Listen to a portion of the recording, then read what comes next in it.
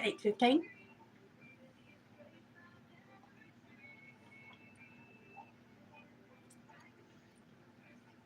I had to switch some laundry over and eat and rest for just a minute before I started in again on the gnomes.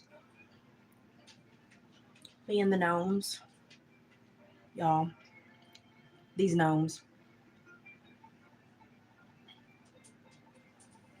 These gnomes are taking over my life.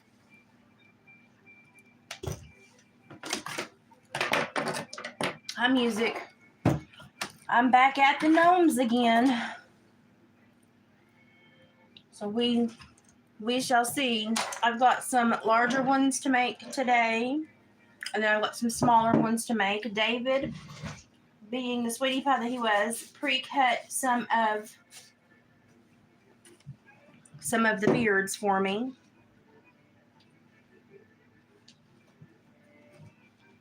Bless his heart. And so the first one I think I'm going to make is, I've got some raccoon ones to make tonight, but the first one I want to make is actually another fox one, so I can use my fox hide.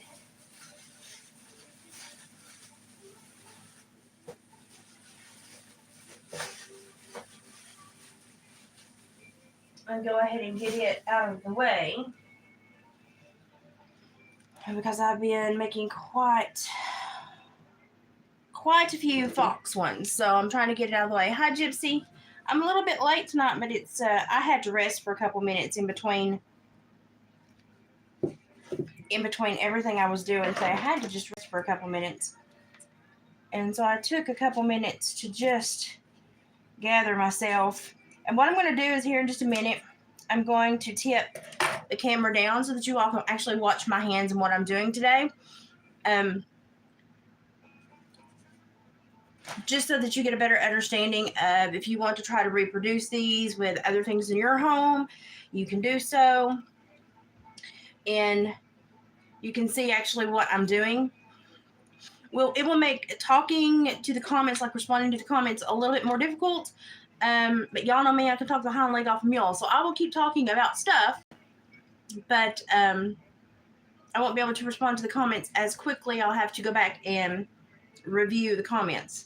I did, Gypsy, I was able to get the gnome finished. And I've got the bracelets, if they'll work. I've got a couple of smaller items. Just for her tomorrow. That was part of what Denise had kind of asked for the birthday stuff. And I've got something else I've got to find my beads. I've got something else that I want, but it may have to wait until I ship the other, because I put my beads up so I could work completely in the fur. My beads are buried, and so I may not be able to find it. But I have something else, but I may ship it with the other. So, hi, Denise. Oh Lord, we had active shooting in Raleigh today. What is it with these teenagers? Oh, I hadn't heard about that. Of course, I live in the sticks and I don't have cable or satellite. So to watch the news, I have to go after the news. And I've been so busy preparing for David's Saturday event, that I've done nothing but prepare for this and rest. So I'll have to look into that later tonight when I lay down to watch the news tonight before I try to go to sleep. The problem with the world is that there's no love in it anymore. It's still actively going on. Oh my gosh.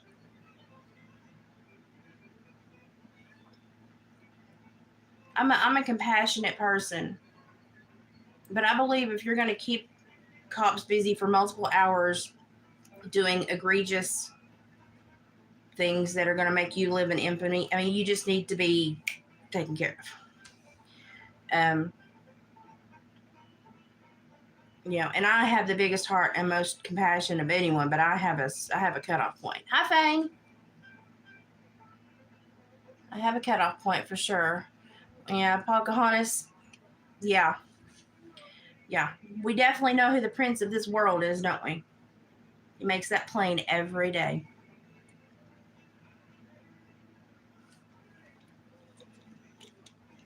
It's just a sad. It's not even sad. It is at this point. It is just completely a reflection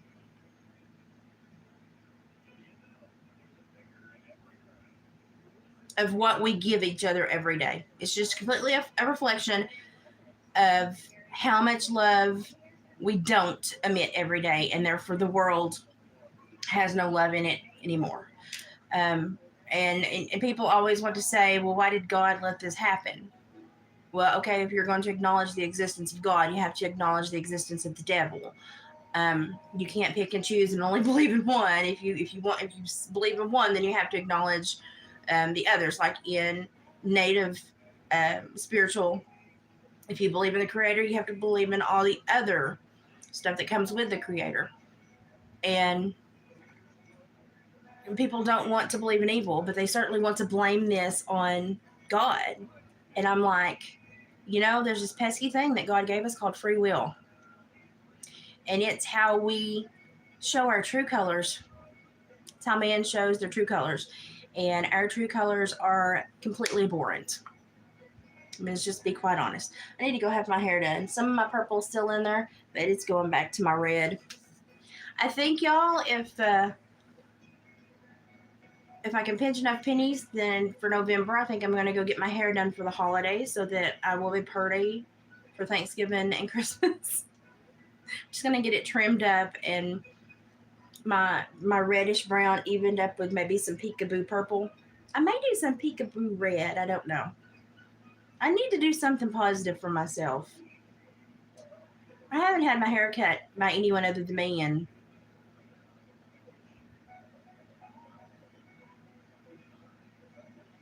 I think I've had it cut once since the pandemic. Hi, Cindy. You're pretty. I just need, every once in a while you just need to go and like have somebody else, like, I don't know, give you a fresh perspective on your, and like, just, I need it cut to where it thicken up a little bit. He's contained, but he's not in custody.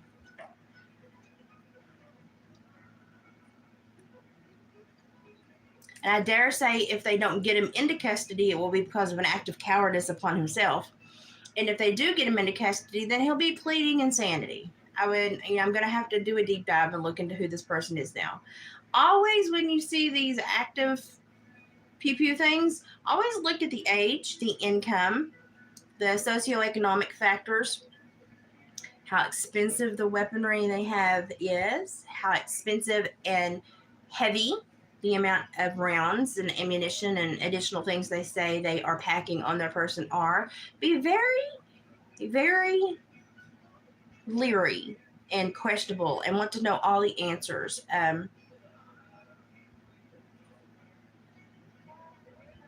Because we're having too many of these things for them to be random. And fine. And I believe that a lot of these potentially, possibly, maybe funded for other reasons. I have to be very careful what I say. But I believe that there are bad people in the world who want bad things to happen so that we have more bad energy, we have more bad press, we make more bad decisions, and we take our country in a worse way, on a worse route. Because negativity begets negativity, and when you live in fear, you always make the wrong decisions. You always create a more negative environment out of fear. Fear will make you screw everything up. And that's why you should never react and make decisions when you're in a fearful, angry, or frustrated mindset. You'll make the wrong decision, and it will just create more negativity and bad mojo. But a lot of these things are just so questionable. So questionable. All camo. What? Wait, is it an urban? It's an urban setting though, right? Like, if he's contained, then obviously he's in a building. Y'all can tell I've not watched the news. I just turned my TV on today and I put it on Sirius Bluegrass.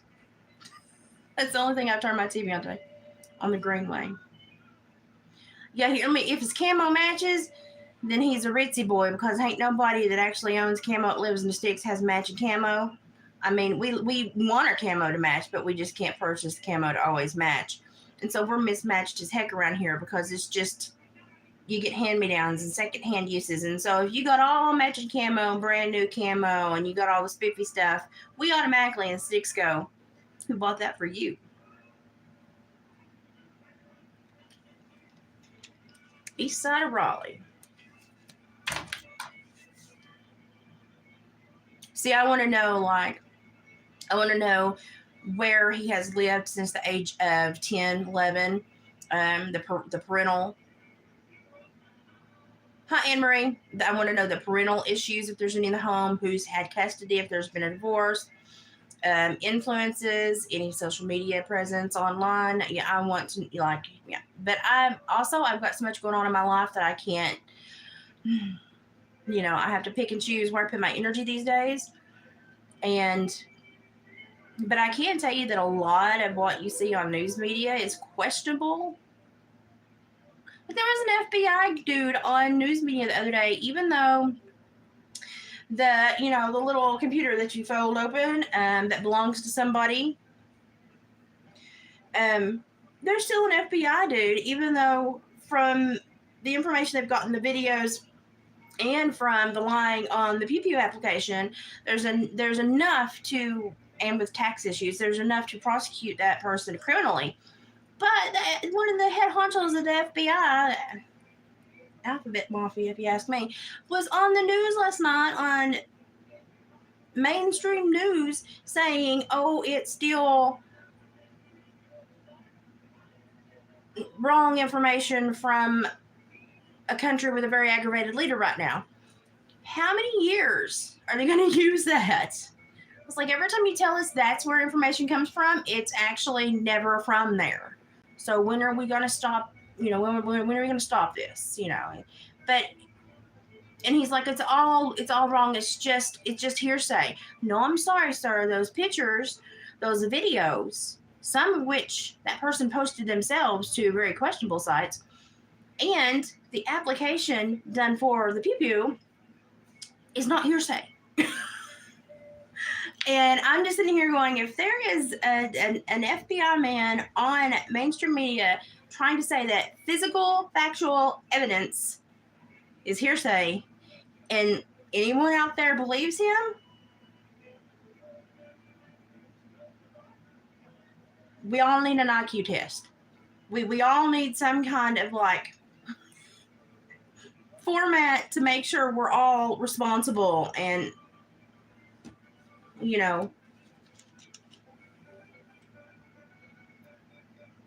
apparently there's an active shooter situation in Raleigh, just outside of Raleigh. And it's been going on now for a few hours, and they have him contained, but he's not under arrest. They don't have him in custody. And apparently there's been several shot, and one officer and one canine officer, I believe have been killed, if I'm correct. And I just learned about it too. Denise keeps me up to date because I've been so busy, and the first time I turned my TV on, of course I don't have satellite or cable, but I turned it on to Sirius XM Bluegrass because I've not watched TV today. And I've been busy doing other stuff. Music says, "What good are tests if all the professionals? We need to have some kind of active it would have to have several components, and go through. It would have to have several different components and several different oversights to make sure that it was handled correctly. But I swear, I've met some people that I question their ability to even wipe their own hind end, and I'm sitting here going, and you help choose our leaders, but I even have questions about that, to be quite honest. But we obviously know that our nation is falling. And if you look in history at all the other historical context of cultures that collapsed, we made it a pretty long while. I don't think we made it any longer than any other in history without corruption really truly taking hold. But we seem to keep corruption in a little box there for a while until it chose to really truly take over. Um, and if you ask me, I think the true corruption probably started in the 50s, and it took a massive hold in the late 70s and the late 80s. And since then, we've been on a downward spiral um, with just our leadership, those that are being given prom seats to represent this nation and power. And a lot of people think that the U.S. is like the world babysitter, like we take care of the rest of the world. No, no. People think we go out and we do all these great things in these other countries and we bring them democracy. Well, we're not even a democracy. We're a constitutional republic. Get it right, people. We have democratic undertones, but we're a constitutional republic. Democracy never really works either. It's just like all the isms. It never really works when it's solely its own thing. So why would we want to go and force other people in other parts of the world with different cultures and backgrounds and histories, why would we want to force them into something that we know doesn't work either? Or why would we even want to force them into our way of life? Why would we even be there? Well, we're there for financial gain. We're there for profit. Everyone wants to say, well, it was so good of us to get over there and help these people. Honey, we're not there out of the kindness of our hearts. We're over there because there's a benefit, a profit, something to gain. And I dare say we've done some good things and helped many people, but I dare say we've done many bad things.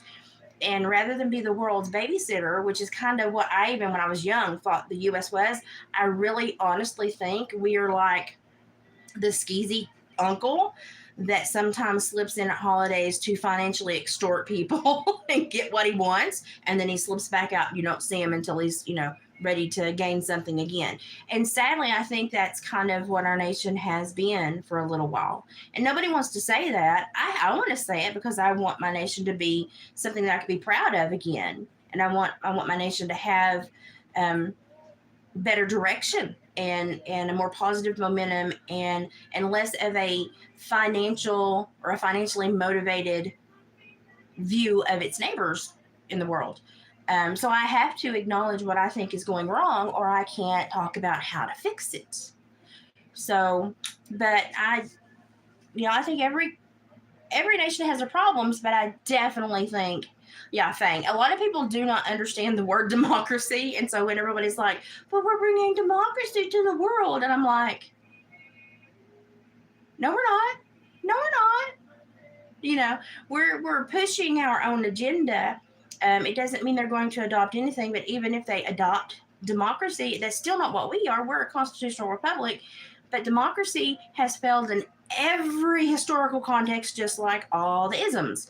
And honestly, the constitutional republic only has worked as well as it has for as long as it has because the people maintained more of the power. But with this new tech advance and kind of big brother overreach, there is really no way for people to feel that they are the motivation behind their government anymore. And so that's when the teeter-totter tipped. And for people thinking that's been a current thing, no, they've just become very open about it currently. It's the tech war and the big brother aspect has been happening, I would say, consistently and with quite a bit of malice, at least since the 50s. And when I say that, I mean against its own citizens, not against everyone else. It's probably going on way longer than that for everyone else, but against its own citizens, I guarantee it's been going on at least since the 50s. So I have my own views on our nation, and I've tried to read and learn and question and really to learn about our nation, you have to go, Anne Marie, carousel, round and round we go. Resources, Anne Marie, the only way to really learn about your nation and the trajectory that it could potentially have, or a trajectory that you want to avoid, is to read about all the other um, all the others that came before us and how they failed. And that is when you will start to go, oh, been here, done this. Didn't work out well last time. But I'm convinced that our government thinks we're all idiots. And I don't think they came to that conclusion without quite a bit of proof. Because sadly, I meet a lot of people every day that don't know our history, can't answer simple historical questions, can't answer simple foundational government questions, can't answer even within their own state who their elected leaders and who's representing them, and what beliefs and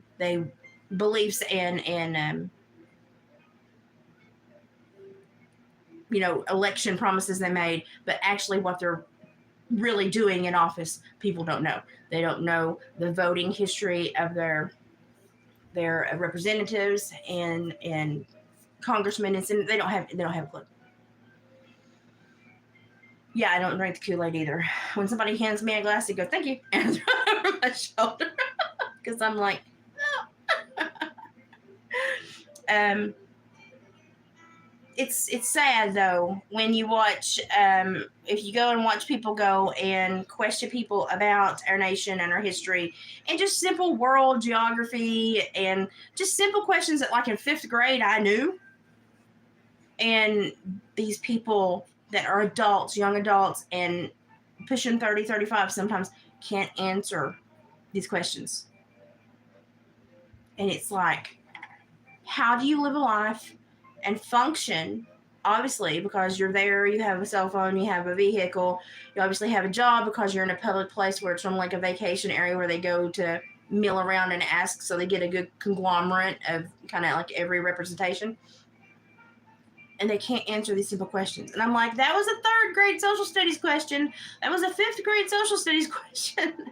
It blows my mind. It blows my mind. Now, do I know everything? No. And I have massive brain farts sometimes. But I try to crack open books and read. It's like today I was thinking, well, what should I get Dave for Christmas? Dave is one of those that was, by the time he was in kindergarten, he had a chainsaw. He was taught to clear land. He was taught to cut wood. He was taught the ins and outs of logging.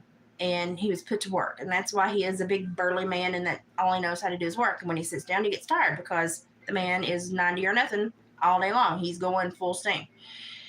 And he's gotten really invested into this trapping, this fur trapping, and the historical value of it and the old ways. That's why he likes to do the hand tanning, the GNOME machines. He really likes that tactile sense of making something the way they did hundreds of years ago. And I ran across the book today, and it's old. It's actually a really nice old book, but it's old. It's got some damage to it because it is so old. But it is like the first history of the fur trappers in the American West. And it tells stories of specific trappers that made names for themselves in the American West, and that some of them actually were the first to go on to start the move for conservation after they saw what happened in the prairie area, and then moved on west. So I have ear tagged that because it's something that I think he would enjoy. And when he was little, he was not given an opportunity to really sit down and read and explore an educational goal. He was put to work. So lots of times when he got out of school, he went straight home, grabbed his chainsaw and his tools, and went out and helped his dad finish the work for the evening, clearing land and cutting timber and doing whatever needed to be done.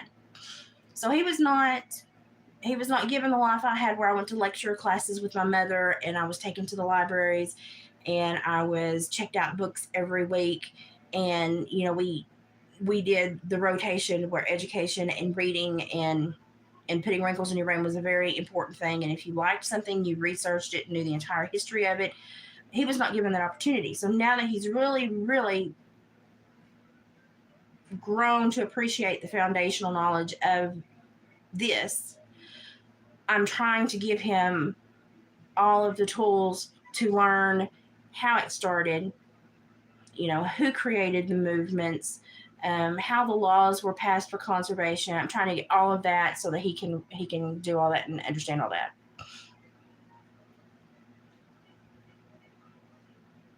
Yeah, a lot of people have been going back and learning how to pressure can, how to water bath can.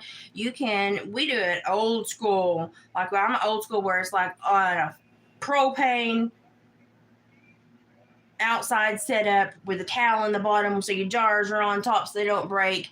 And we may have 2 or 3 of those going with water bath stuff in, and then a pressure canner on a camp stove going outside because it heats the house up so bad. And we have setups when we go to can stuff. And I just grew up where it was normal. And so I've actually enjoyed watching people gravitate toward the old knowledge that I grew up with. And there's a very loud truck going down the road somewhere close. And you have a massive outdoor setup, and it's hard work, but it's cooler outside, even though it's like a 90-degree summer day, than to have all that going in your house. So we would do it outside. But the first time I ever grabbed a towel, spun it, dunked it, spun it, dunked it, spun it, dunked it, and then coiled it in the bottom of the pot when my friends were over, when they had spent the night, and Saturday morning I was helping set stuff up, and they said, "What are you doing?" I said, "I'm getting ready to help Mom can." And they go, "You're putting a towel in the pot." I said, "Yeah, because when it jiggles, you don't want your jars to break." And they were like, "Will it not catch on fire?" It's going to have 5 gallons of water on top of it. I think it's safe. And it was just like, here I am in like 4th or 5th grade, and I'm like, did you just ask me that? Did you just ask me that? So, so even growing up here, a lot of people did not live as backwoods as some of us. Now, I got away from it when I was in my professional stuff. I still canned some stuff, made jelly. I never really got that far away from it, but I didn't do the whole routine. I would go help Dave's mom, and we would kind of jump in and do it together, and that way I didn't have to really do everything on my own. And I kind of got a little spoiled there for a while, but as soon as I left that professional world, I was like, nope, give me back my jeans and my ball cap and my boots, because I've had enough of the professional world. And I had sincerely had enough of the professional world. I'd had enough.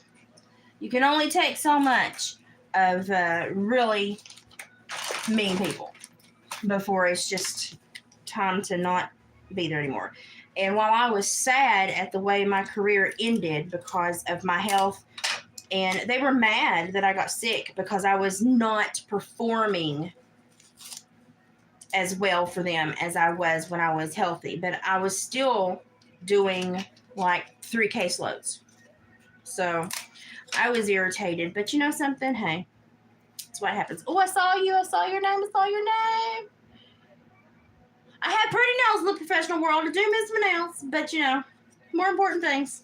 But I did have pretty nails. You have something in the mail. It got in the mail this morning. So the next couple of days, watch the mail. You'll have something show up. It's just little, but when I saw it, I was like, I had to get it for you. So I was like, It may be snug, but it's very like stretchy, comfy. So I think you'll like it. And then I thought, if you didn't, the kiddo's mine. Yeah, Grandma's house was always like the second layer of hell during canning season. Oh my gosh, we were all under the shade trees outside trying to work rather than be in this stupid house. And yeah, you would get up at the butt crack of dawn so you could get stuff started before the house got hot so that you could stop or cool off in the middle of the day or move it outside. But there's lots of times we would be canning and we would have we would set up like big big Coleman lanterns and have them hung up from trees and be outside canning at night. And it was just because you had to get it done. When the garden came in, the garden came in. You couldn't stop it, so you just had to get it done. You see the world of gnomes. I've got a whole bunch back there, and then I've got some on a display. I'll send you a picture of the display later. It's really cute. Yeah. But we had a very interesting life. Okay, this is going to be a large fox beard gnome. I'm going to go ahead and make this tag. So what I'm fixing to do is tilt the screen down as soon as I find the end of this so that you all can watch what I'm doing. Of course, as soon as I try to do that, I will mess something up. Y'all will see me fumble. But I'm going to tilt my screen down. You're going to see the fur fly. Don't worry. I vacuum it up and mop later. It's okay. I try to keep my house relatively clean so that when the fur starts to fly, I get out the Swiffer and literally dampen everything down, settle the hair, and sweep, dust mop, vacuum, and then Swiffer and mop. And I'm going to get me one of those scrubby, it's, I forget what's, because I can't really scrub a lot with my back and legs, and it hurts me.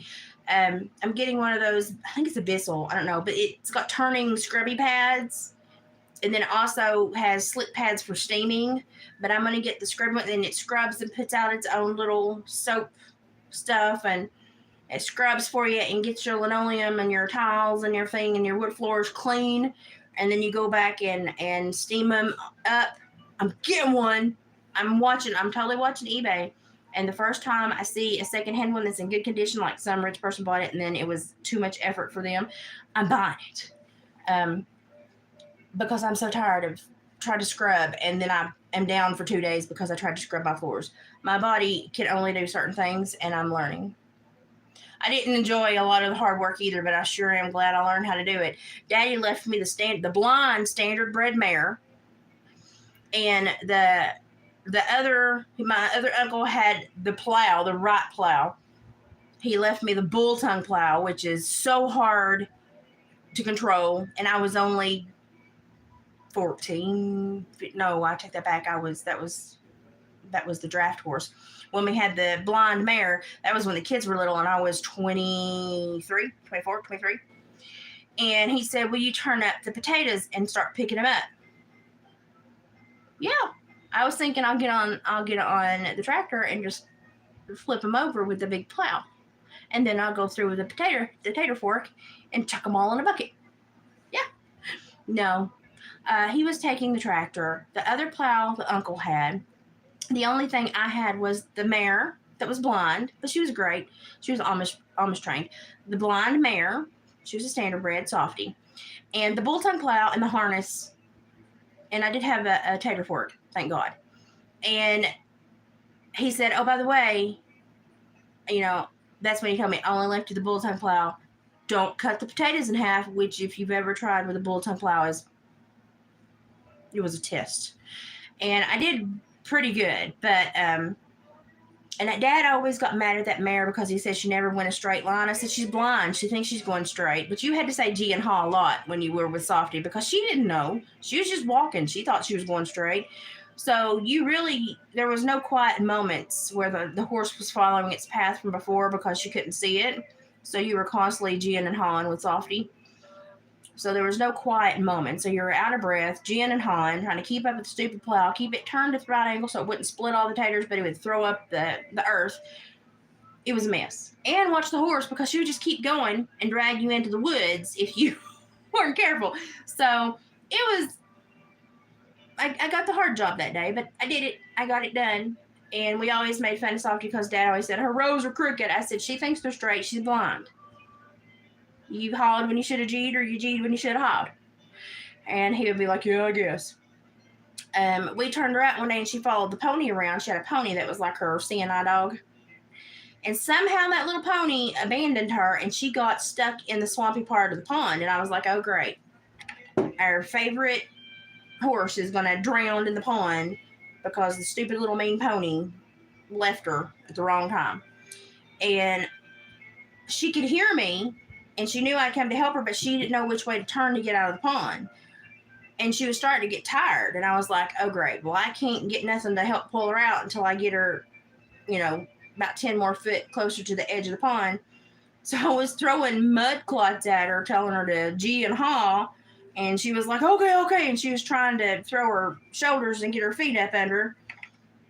I was terrified she was going to break a leg or get down where she couldn't get back up on me. And I finally got her turned and got her front end up on some harder soil. And I went over there and I sat with her for a minute. And I always had like pockets full of grain or sugar cubes, or I was just one of those. If I was going outside, I always took treats for everybody. And I gave her like everything I had in my pockets to give her some energy and to calm her down, get her, because if a horse is chewing, they calm down. So I was letting her chew and I was calming her down. And I was sitting there and I had her head in my lap and I was talking to her. And it took us like another 2 hours, but we got her on out of there. We just had to take it slow and make sure she did not turn back toward the pond. And that night when Dad got in, I said, don't you ever turn her out in that lot with the pond again. I said, you only put her in the other lot. He said, well, I put her with the pony. She follows that pony. I said, yeah, that pony was in the barn in the shade. And I said, Softy was stuck in the pond. And he said, oh, surely not. I said, go look at the sign in the pond. And he come back and he goes, how long did it take to get her out there? And I said, you don't want to know. But we had that mare forever. She was such a sweet mare. But she trusted me completely. She was so happy to hear my voice. And she knew I wasn't going to leave her. But I kept thinking, I thought, man, if I had not been here and checked, if Daddy come in after dark and thought, well, the horses have put themselves up, I don't have to worry about it. And she had been stuck there at night, those coyotes would have come in and killed her as sure as I'm sitting here. And so from that moment on, every night everyone was like, where was Softy? Did Softy put up? We never turned her back in the pond, but we just got very protective over Softy after that. Terrified the crap out of me.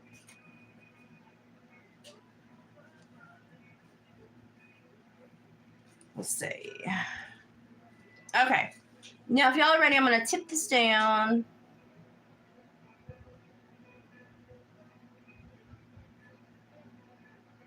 Yeah, everything homemade is better than store-bought. Absolutely.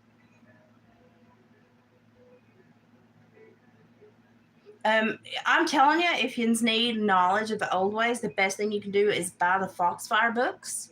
I grew up, we always, like every home I've ever seen in this area has always had the Foxfire books. I think it's because it's like a story of us. It tells lore, shortcuts, gardening, canning. It covers a little bit of everything, but it's got a lot of hidden gems.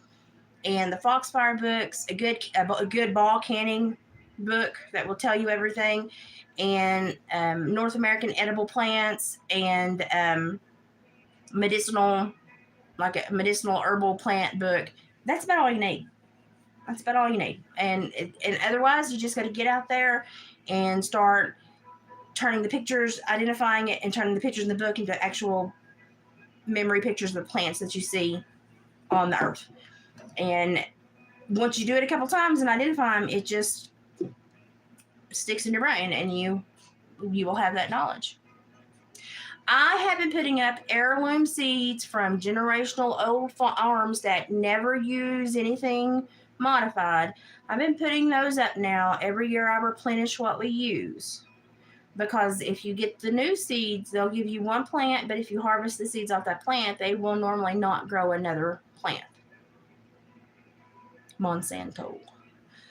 So if you want to put up seeds, put up heirloom seeds and try to find a farm that has been gathering their own seeds for hundreds of years, like for generations, and ask them, because most of them sell their seeds. They take them up and they sell them.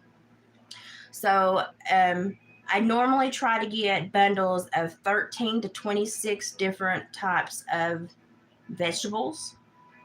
And what I use, I replenish, and then I buy extra because they only last for seeds, they last longer than you think, but some, they will after a while give out. So I replenish every year, but I keep them in a cool, dry place. I'm notorious to put up seeds. That's why I had like 3,000 Morning Glory seeds this year to put out, because I go and pick seeds. When people have plants, I'm like, can I come get some seeds? And I'm like, yeah. And I know it's like the plant that their grandma or great grandma started eons ago, and it's just taken over a fence line. And I'm like, can I come get some seeds? And they're like, yeah, sure. What I want more than anything is it's not a May apple. Is it a May apple? Maypop. We call maypops because when you throw them at each other, they crack and pop. And then they look like apricots on the inside, and they're great. So we call them maypops. And they're little trees that normally grow on the edge of fields to where the birds will sit and poop out the seeds because they're at the edge of the fields edge of the woodline resting. And that's where they like to grow. They don't get very big, but you might get 6 to 8 off a decent sized plant. But if you know where to find them, you can go and harvest and make and they're yummy. Like, you will eat more. If you don't bring yourself in, you will eat more than you pick. That's not good. But they're great. And I didn't realize how rare they were until I got older, to where we wouldn't take a break from planting tobacco and go sit in the shade and see them hanging and grab them and eat them and then end up throwing them at each other. So we would mark where we saw the trees when we were planting. When it came time to top and then to chop, we would always scan to see if we'd missed any, and then we'd eat them, and we would have a little mini war because when they hit somebody, they literally would pop open, but they would make a big pop. And so we called them maypops. To this day, I don't really know what they are. We call them maypops. But they taste like a wild apricot, whatever, but I don't know what they are. I love potatoes and garlic and chives. Yeah.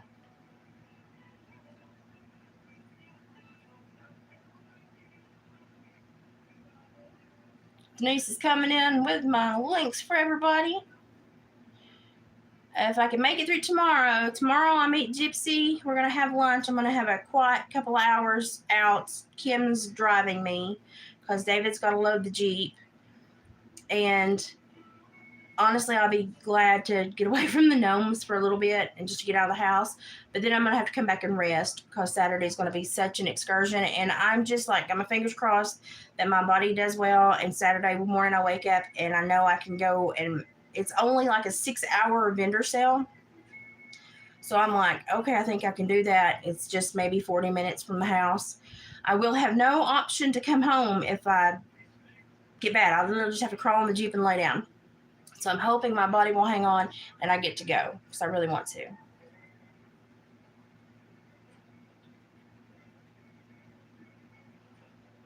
Yes, Cindy, it takes a while to figure out the nuances of canning. Did you just now see Fang?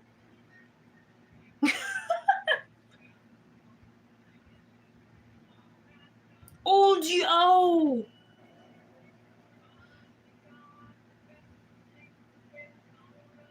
I'm jealous now. I want one. And that's the big moonflower. Like it's like as big as a dinner plate. Is that what it is? You just saw that? Okay. I'm gonna let you talk. I've got fur already going at my nose. I've got a fan to blow it that way so it hits the wall and goes down. I did not have as much fur in my house last night as I thought. Yeah, see, I want one of those. I just don't know if I have the right soil because this land had to sit for 20 years. They strip mined it, and then it had to sit for 17. Then they lotted it up, and it sat for a few more years until people bought sections of it. And then people bought, and then they left, and then David bought, and we've been here. It'll be 20 years in December, and we've bought basically half the road. I have one neighbor that's never going to leave. Never, ever going to leave. And I know at least one of you in here know exactly what I'm talking about. They're never going to leave. But other than that, it's a pretty quiet place. But I'm in the middle. I'm in a little pocket where there is still an old farmstead and an old farmstead on the other side of the creek and the woods. But in this little hub, there was like a little subdivided area that started to be subdivided. Then people went, and so a lot of them moved out. But there's a few of us still hanging on in this little spot right here. And but I'm not like super rural. I'm just in this little in between area. And so like I'm not out in the middle of, well, I mean, the whole place is out in the middle of nowhere, but I'm not like down the mountain, over the river and through the woods. That's my parents. I'm literally not super rural at all. But I'm just in a little spot to where they actually carved up some land, tried to do a little subdivision. It didn't really work out. So farmers have bought edges of some of the property. We've bought half of our little road. And then the power line access goes beside it, so there's not anyone building in there. And so we're just lucky to have this little spot where we still have two huge generational farms actively functioning that we know won't, in our lifetime, will not change. And then the only thing that scares me is the other, up the road on the secondary road that leads to my little tiny road, they put a sale sign up on the tract of land that follows the easement to the power lines. And I'm like, oh no, because I don't want anybody to buy and build, but I don't have control over that. I've bought as much as I can afford right now, so I'm going to have to be okay with my boundaries. But I'm not super rural. I keep wanting to take little Miss, Fang, I know you know who I'm talking about, down the mountain to my parents to actually see what rural living is like around here. Because she's probably more rural than I am where I live now. She probably lives way more rural than I do. But my parents are out there. It's off the main road, cross the bridge, climb the hill, past the church, turn left, don't fall into the covert if it's washed out. And it's like when you get to the end of the road, turn around. It was the other house. You went just too far. It's the last house, literally at the end of the road. And so my parents are way out there. Like to go visit mom and dad, it's like, here we go. Yeah, I've heard that the fragrance is super amazing. And that's like my dream plant, but I don't think I have the soil here. I don't believe it's recuperated enough, and I don't believe I've got it. Even though we brought soil in and had it dumped topsoil, I don't believe it's cultivated yet to do justice to that plant, because that's a very picky plant. Or I've been told they're very picky. I'm nowhere near off grid. Like, well, I mean, I'm just in a small place, but where I'm in a little cluster of homes. Like, we've got some homes around, but we leave each other alone, and then we're kind of buffered by farmland, and we're in this little square, and inside the square and right outside of the square of the roads are the square, is farmland. And we're just lucky that the families still operate and own and don't want to bust it up. We just are super lucky. So, but I'm not like a super rural. I'm in the middle of nowhere in Podunk, Appalachia, but I'm not like when I lived in Smith County, Tennessee. I lived 4.5 miles back on a bluff ride until you got back into the holler and into the little valley. And then there was nothing. And I was almost 5 miles and on a cattle farm, no phone, no vehicle, raised 2 toddlers. Don't know how I did it now, but I did somehow. Yeah, I do like my backyard. I have a great buffer that goes down to the creek in the spring. I have a great buffer. So the few families that do live in that one little part they tried to subdivide don't bother me. But I swear, people will not claim their land, and I think the good Lord is testing me with my one neighbor. I think it's a test.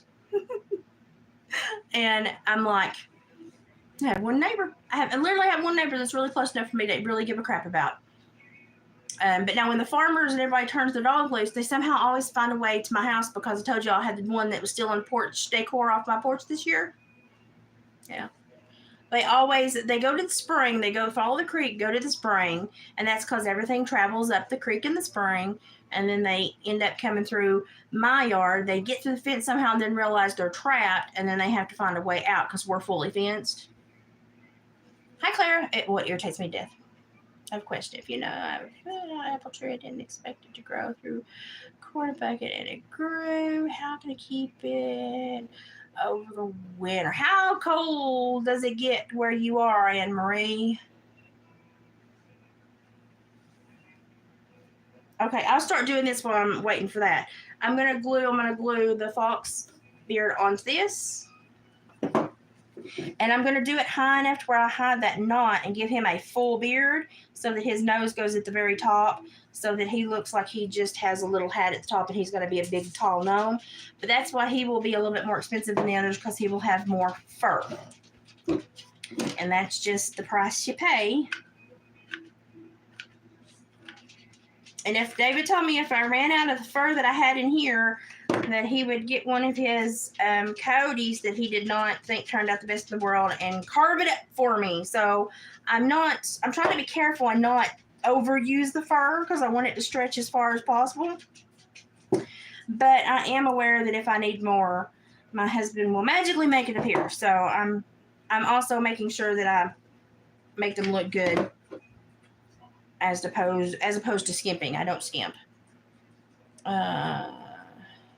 Massachusetts. Oh my goodness. I know this sounds horrible and this sounds so redneck, but you know those little pop-up hunting blinds that look like little outhouses that are just barely bigger than a person, but they have windows. They have like the plastic windows, and then they have the tent material that just holds in enough heat, but it still gets sunlight in. We bought one of those on a garage sale one time for like $10. I cut the top out and cut another window to match the other side, and then did plastic wrap and like that really awesome Gorilla all-weather tape. Staked that puppy around my baby fruit tree that I had planted because I paid a lot of money for it and I didn't want it to die. And that little sucker thrived all winter. He had plenty of sunshine, was protected from the wind and the beating rain and the hailstorms, and but stayed warm and moist and had his own little greenhouse. And puppy did great. And it was a $10 fix. Like I already had the plastic and the tape. I just bought one of those little pop-up stands. But now you have to really, like I got rebar and staked it into the ground and tied that puppy so it would not take flights. So that was the only thing that took a little bit more time than I would have liked to have done. I think I actually made David drive the rebar down, so it was just me being dramatic, I guess. But that little sucker did great and actually put out fruit like a year earlier than I thought. You might want to use some hay down at the bottom too, just to keep the bottom warm too. But we did that and he did great. Now, you in your area, you might want to do plastic wrap all over if you like. You can find one of those little pop-up. It's like those throw-out tents that you let go of them and they spring open. It's one of those. And it's just big enough for David to stand up in or sit on a bucket to deer hunt in. And he didn't like it. And I thought, well, I'm going to use it for a greenhouse. You could probably put cut the top, and instead of just making the top plastic, put plastic over the whole thing for a little bit more protection because you're in a colder area. But I did that, and my little plant did great, and even gave me fruit a year earlier than I had anticipated. And I think it was where I was super nice to it. And I used that for 2 winters until it got big enough that I didn't think it was going to kill out on me. We don't have super cold weather, but when we do have snaps, we'll have ice storms a lot here that shut everything down for a week or two. Ice storms. And that was my fear, and that's why I prepared, because I did not want to. I mean, back in that day, I think I might have paid $60 for that specific tree, and it was a specific kind of apple. And it did great until Haley in a go-kart hit it. Busted the trunk, and we tried to like graft it and save it, and it started to lean, and it just gave after that, and we finally cut it down. But I sold the wood to a guy that smoked meat, so he had apple smoked meat, and I think we might have got some of that after he smoked whatever he smoked. Yeah, so it never got super old. Kind of irritated me, but it did great when I did that for it. Y'all, I did not let Haley get her license until she was like almost 18, and it was because every time we put her on a tractor, a go-kart, a John Deere mule, a Kubota farm equipment, the child would run over something, hit something, ding a car, and we were just like, nope. Nope. When you go to college, I will buy you a bus card. Because, bless her heart, I worried about her. Now, she's a good driver now, but I was not. I told her, I was like, I just do not believe I can take that emotional and financial hit right now. So you will wait until you can pay for your own insurance because your dear old mother I can't do it. But as many wrecks as she had, all she could look at me and say was, I understand. Because every time she'd sneak off with the keys to something, she'd come back dragging her butt going, I hit something. She was very talented at taking things out. Super talented. I was actually quite impressed with her record for she was consistent. Okay, I'm trying to figure out where to put his nose, and I'll show you, and then I'll tip the camera down so you can watch the rest. I'm trying to make sure he looks like he has a mustache when I part it. I just hope that people like these and that they sell. David has invested a lot of time and a lot of energy into making them, and he really thinks this was like a cute, great idea. And so I'm hoping they do well for him because he's really excited. Oh gosh, he brought in his wood-burned laced beaver hoop. It's got a wood-burned frame around it. He brought that in today and set it up so we wouldn't forget it. It's beautiful. Now the one that he did with just plain wood was pretty. This one's gorgeous. Gorgeous. And so I've got it set up in the bedroom against my French doors, and so I won't forget it when we pack, because he's the one that muscles everything to the Jeep, but I am the one that remembers not to forget anything. You've got a mat on you, and I'm cutting it out. There you go. You've got a haircut. How do you feel? You like that? Okay. Now, I think he actually needs something to go around the top of his beard to look like a hat band. So I'm going to strip some of this flannel and make him a top of a hat band. Now, when I get him done, I'll show him to you, and then I'm tipping the camera down and y'all can watch. But yeah, David got that done today in the couple minutes he had before he had to go to work. The man works more than anybody I know. And he's got 2 of those done. I don't know if we're going to take them both. I guess it just depends on how much room we have in the vehicle. I think that will fit. I think that will reach. And he's super excited to see what kind of response he gets to his beaver hoop, because the man has put some woodwork in time and a lot of energy on that, and so he's very invested, and I hope that he gets a good return on it. Because he has really worked his butt off. I mean, he normally does like the willow frames and stuff, but he really wanted to do a special version. And so he really busted his butt. And I certainly hope people see it and appreciate all the work that he put into it, because it is a big deal. It's a very big deal. I'm just gluing on the little hat band now to make it look like his little hat's got a hat band.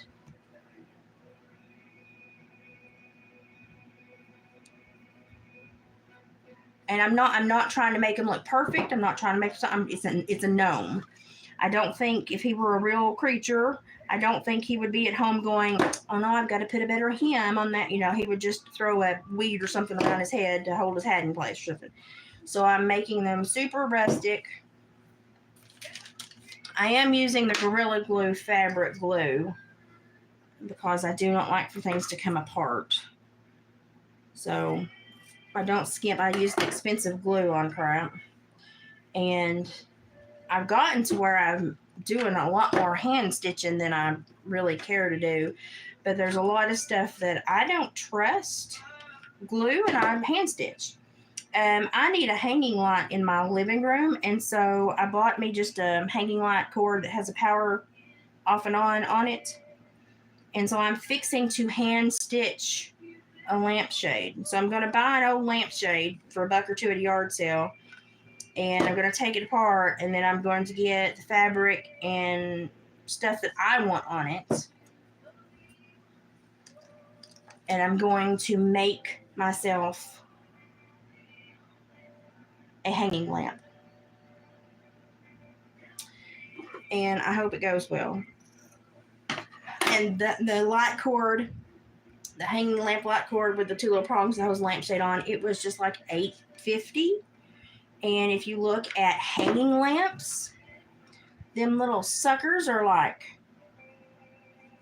$60 for anything that looks decent, especially if you want like a rustic one. And I was like, ain't no way. No, it's a light bulb on a string. Ain't no way.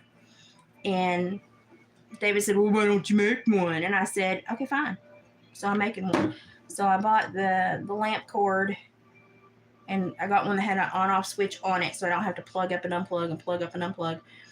And I want it to look rustic. I want it to be a light-colored shade so I can put silhouettes so that when the lamp's on it, I have silhouettes that pop through the shade. Hair. And then I want it to have some kind of danglies, but I don't know what kind of danglies. I'll have to do something that goes with the house. But okay, so here's this little fat guy. He's got a hat band, goes all the way around his head, and his little hat. Now, I may choose to hit that with brown paint later. I don't know. I'm going to have to stare at him tonight and tomorrow and see if he's speaking to me and says, yes, I want to be painted. This is the other beaver tube one. This is the other big one I have that David cut. I always put hats on these except for the Pope. I left the Pope raw. I'm going to use the other big beer that I have on this big guy, and then we're going to go to some smaller stuff, and gotta find out which side. I'm going to go to some smaller stuff, and did burn it, Elvis? And do some raccoons, because David begged me to do some raccoons. So I've got to get the raccoons done, because that was a specific request. Let's see what y'all have been saying, because I've been watching something else. Hi, Jules.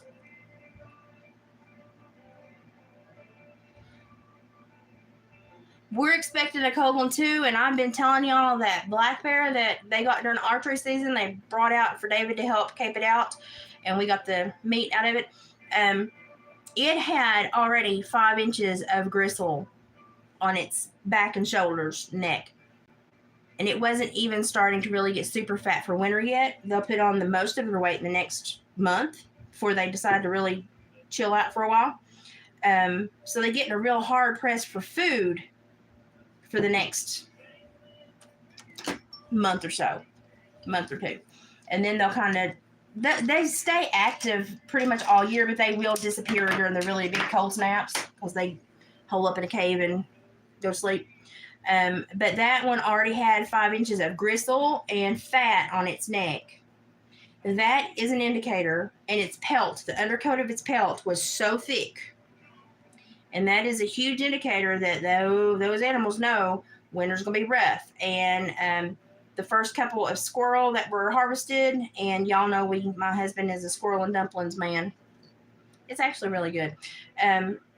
They already had thick undercoats, and it was still warm outside, and they already had hugely thick undercoats.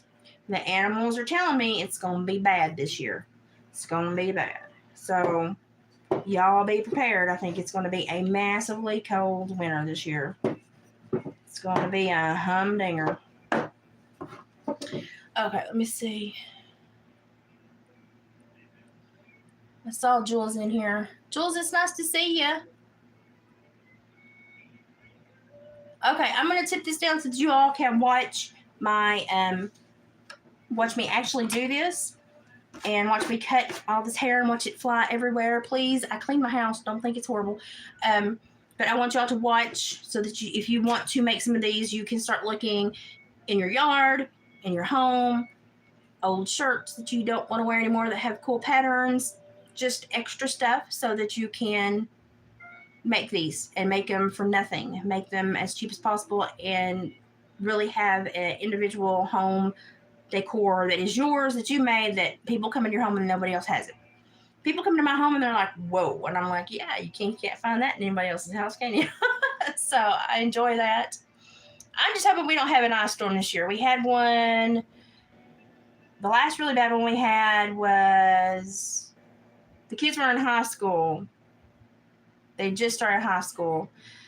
I was out of work for a week because we had no power. We had no electricity.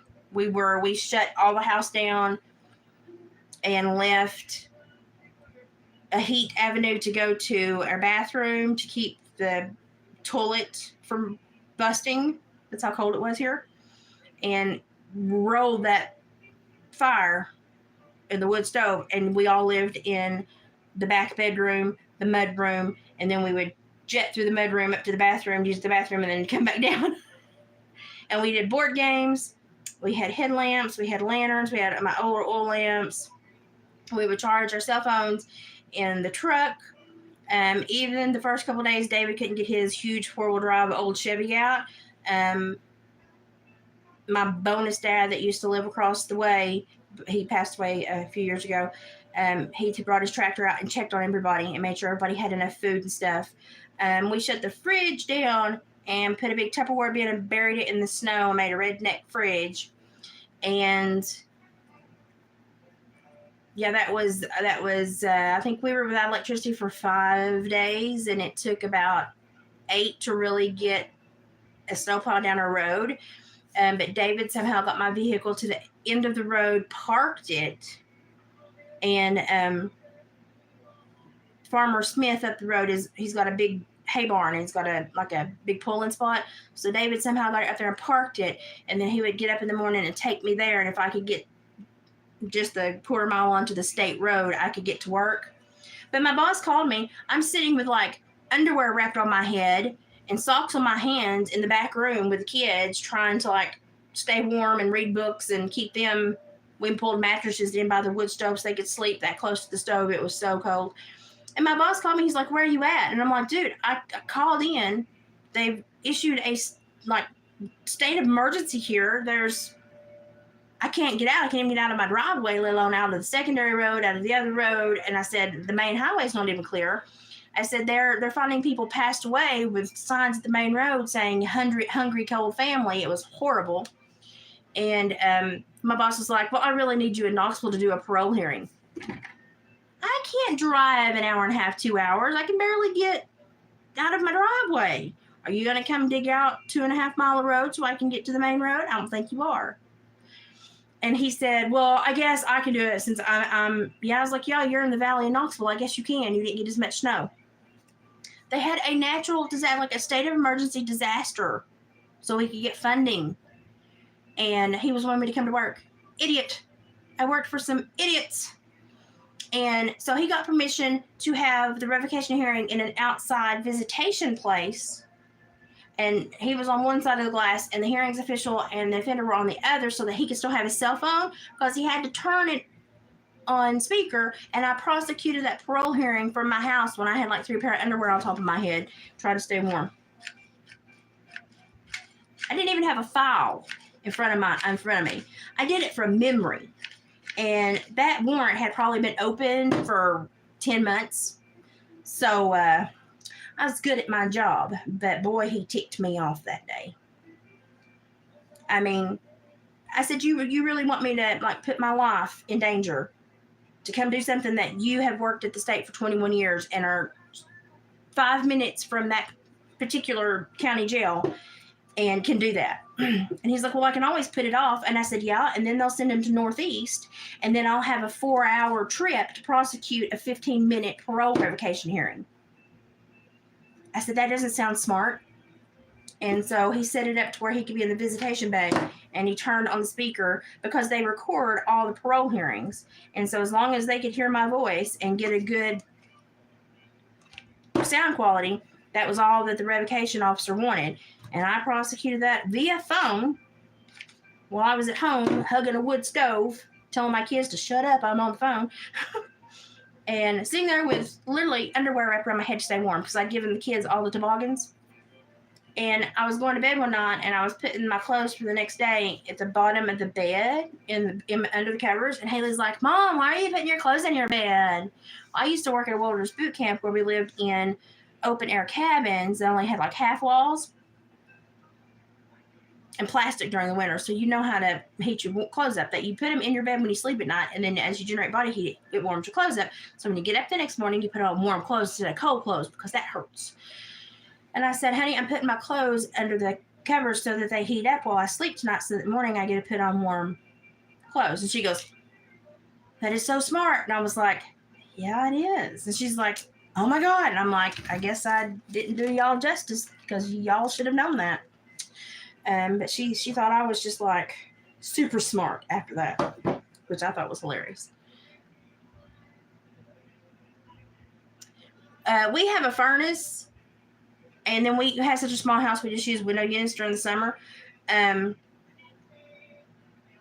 when you have no electricity, and you have no electricity and everything's got a 1/4-inch ice on it and shut down, and electric poles are down for 7 miles on the state highway, and we have always learned to keep a wood stove. And so we have a wood stove in the house. And then there's a wood stove in David's first shed that I can cook on top of. I used to have a cooktop in the house, but it was an old stove, and I got an option to get a new Patriot model that was more efficient and used less wood. And so I got it, and you can like put soups and stuff on it, and you can do some cooking, but you can't do as much as you could on the other one. But if I ever need to cook, I just go out to the first shed and cook on top of David's stove. I can actually flip up the lid on it and cook right on the flames. So that's how he stays warm, working in the first shed in the winter, in case y'all had ever wondered. That's why he's out there working in the middle of winter all the time.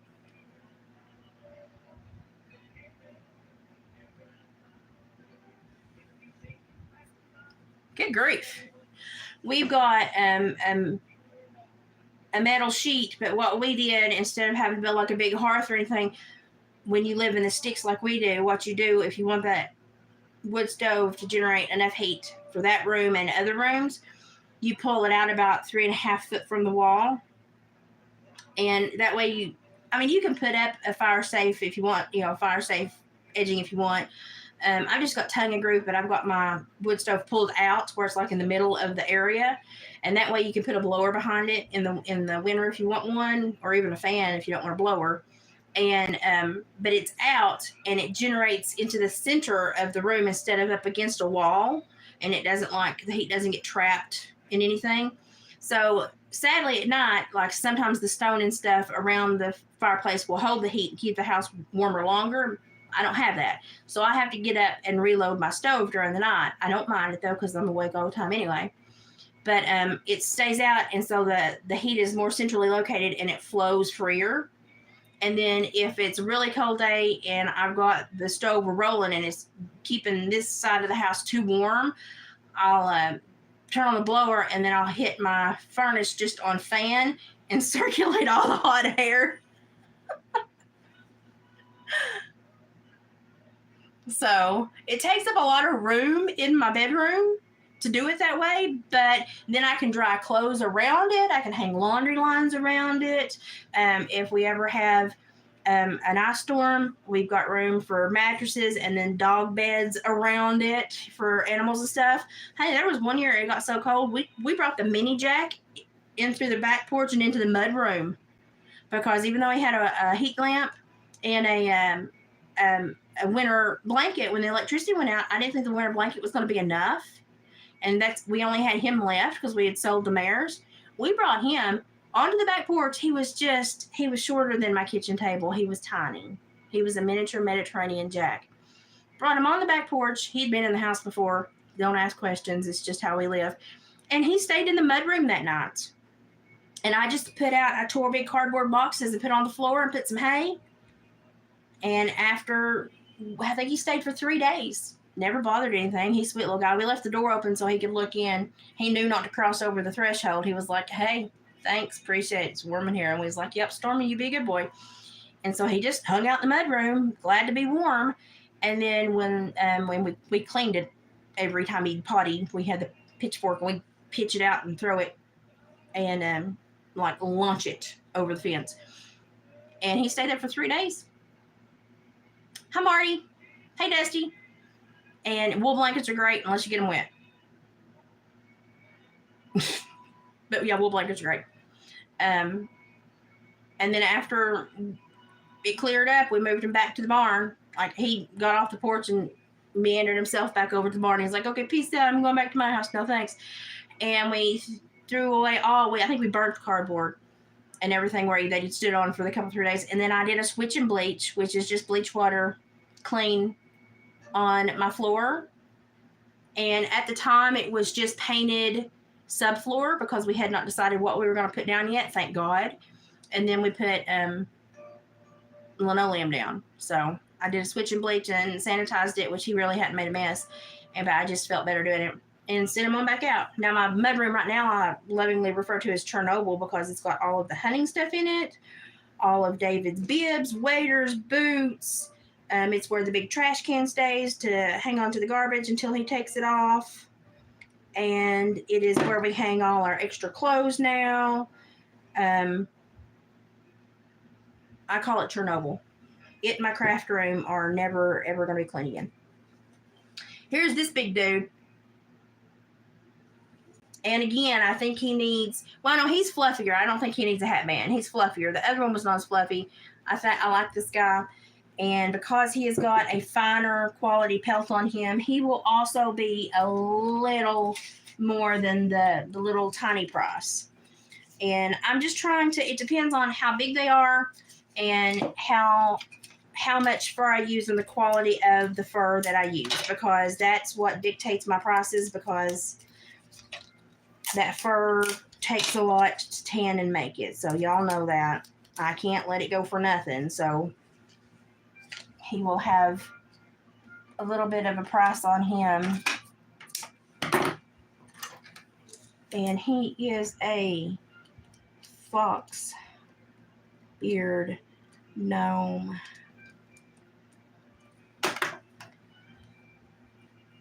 So we've had some rough weather around here. We always have ice storms. We don't really fear the snow. We're good at snow. But the ice storms wreak havoc around here because it takes so long for them to clean up. Afterwards, there's no infrastructure here to really help us. And so it's just bad.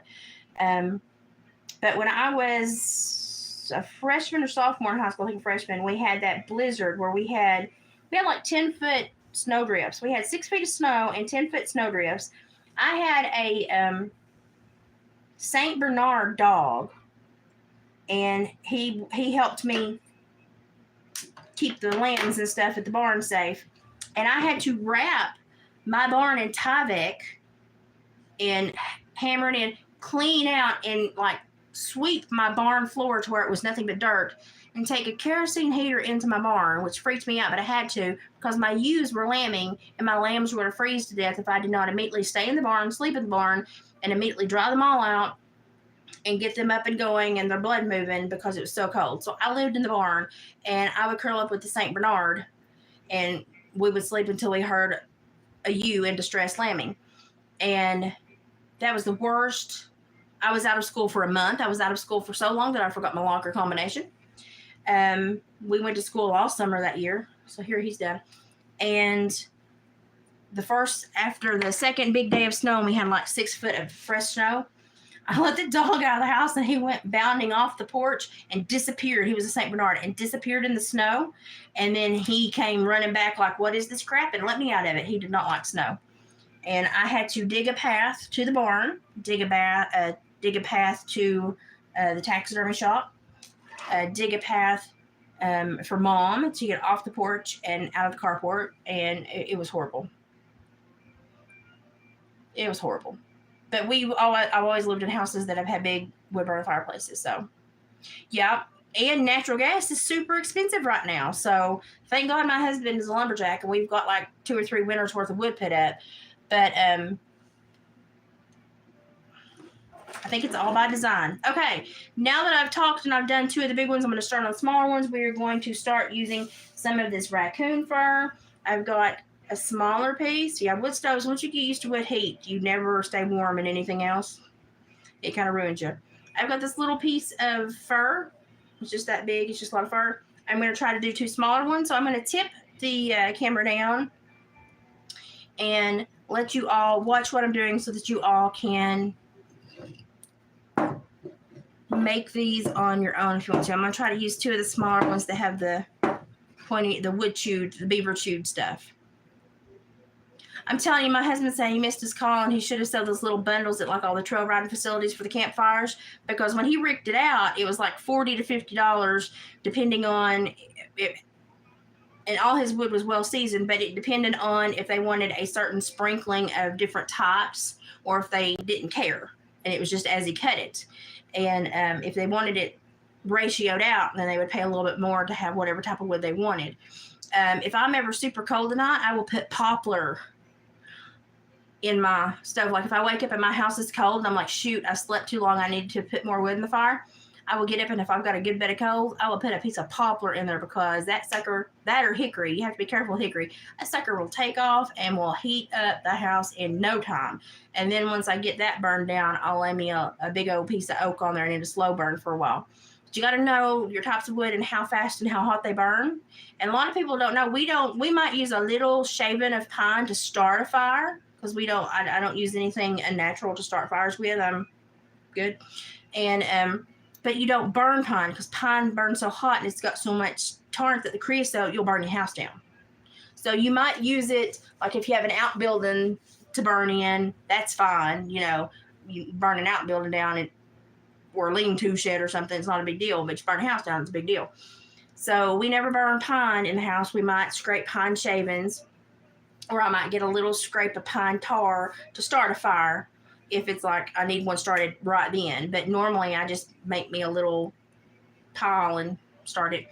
But that's the only time I'll use pine, rich pine, is to get something started if I'm super cold, because pine will burn and it will stop up your pipe and it'll burn your house down. And all these people moving here and they're like, oh, well, we're going to cut all the pine off the acreage and burn it. And I'm like, good luck with that. And I'm like, you're going to burn your house down. They don't know. And then pine's got a lot of stuff in it. They make turpentine out of pine. And so pine's got a lot of stuff in it that it's just not a prime burning wood. It's just not. Dude, don't video back. That's funny. Yeah, so if I'm super cold, I will save a few pieces of poplar or hickory. And if I've let the fire get too low at night before I've woke up and need to put wood in, then I'll sneak me a little. And I cut them up into little triangle pieces that are about that big around. They're not big pieces. And they'll flame up real quick and put out mondo heat, and then get my coal bed activated again, and then I can lay me a bigger piece of oak on there. Maple is good. It burns quicker, and it burns pretty hot, and it burns pretty fast. But it's a good burning wood. But I like oak, and I particularly like red oak, even though it smells like dog crap when you cut it and when you bust it. It does. It smells like dog crap. But it is the most longest for my stove, my little Patriot model. It's the longest burning, cleanest burning, and it holds. So I can bank a fire at nights, and it will pretty much hold. And when I wake up with my body needing to be repositioned because I'm hurting, the fire will still be holding, and I just bust up my coals and lay another couple sticks in there, shut her down, and go back to bed. So I'm lucky that, but I still every year am so careful, and we have to watch our stovepipe so careful. We have a triple walled stovepipe because I'm type A and OCD. And so we have the triple walled thick pipe here in the house, and a bonnet on top. But you have to clean that sucker a lot. Stay on top of it. You don't want a flue fire. You don't want anything building up in your chimney. David just uses a single wall in his building, but it's his building. It's just a building. So it's still house quality, but We paid a lot of money for that triple wall pot.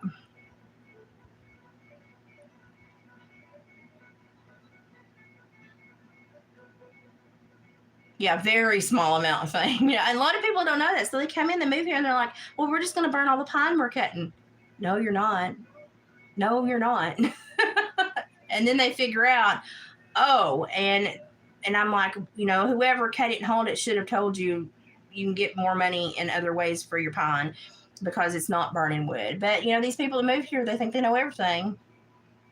Yeah, that sap, it's got so much stuff in it that when it burns, it doesn't burn clean, and it leaves so much residue and so much more creosote, and you have to clean your pipe, and that stuff is so flammable if it's coming out of that pipe. You just have to be so careful with pine, and people don't know that.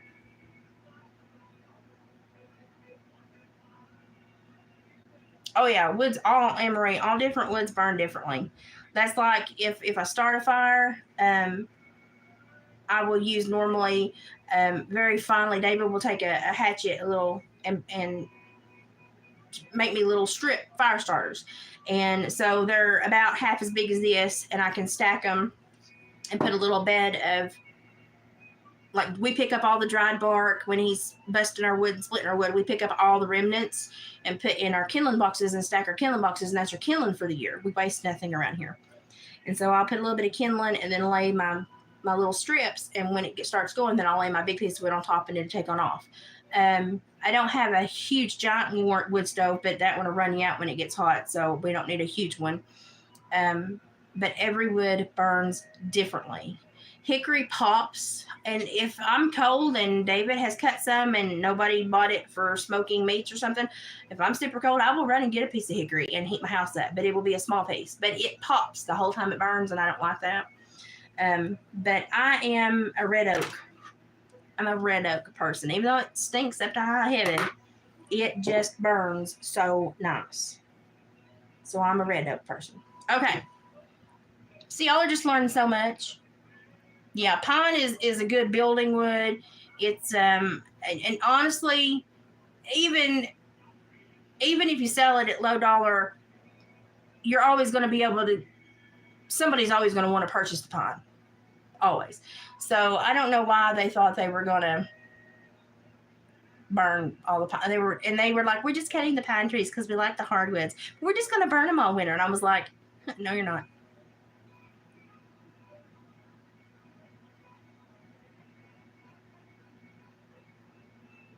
Marty.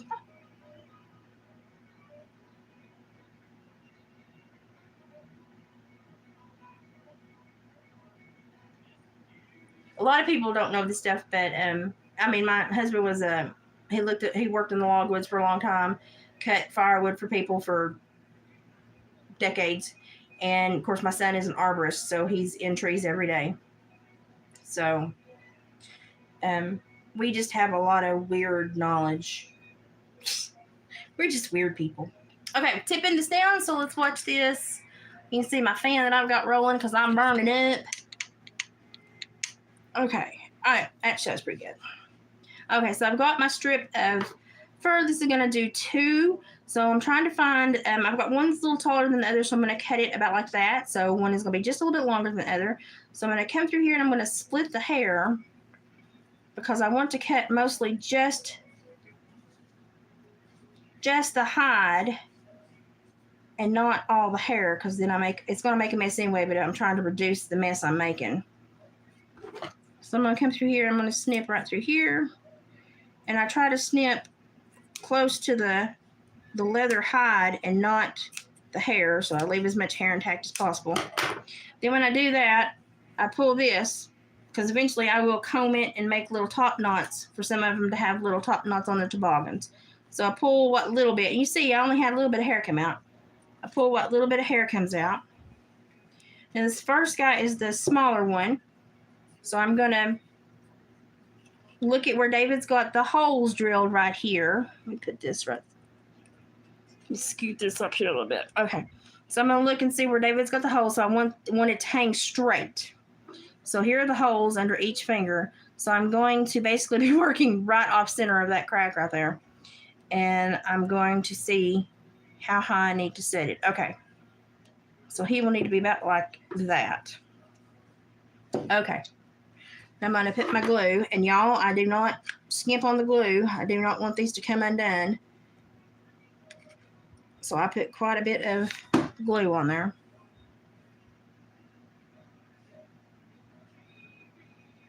And then I'm going to put my fingers back on these to make sure I've got it straight where it needs to go. And then I'm going to press firmly through the whole beard to get all the glue dispersed and stuck. And that's what he looks like right now. Now he's going to need a nose.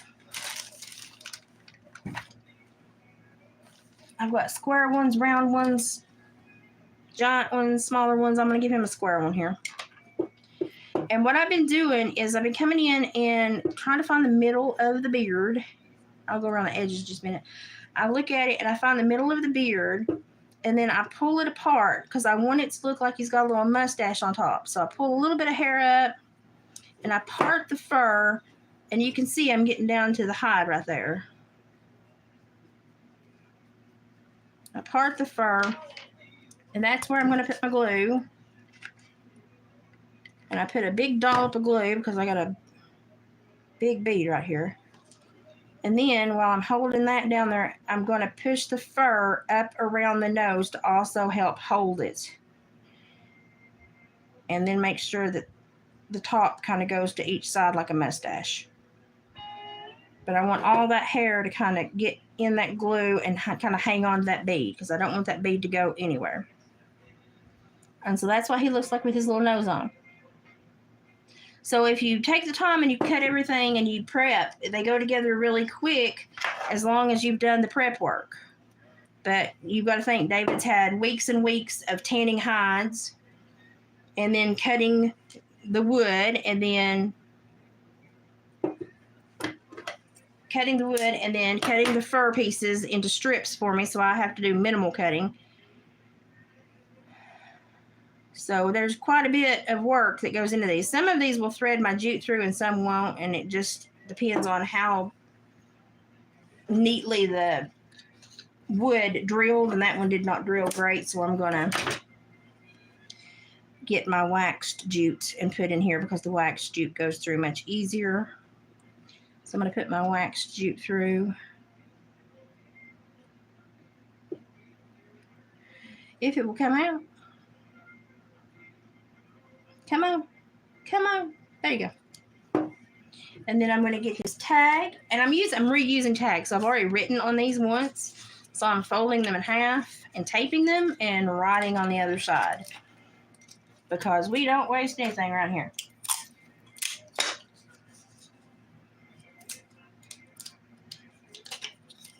And honestly, the tags are what takes me the longest and the most frustrating part. But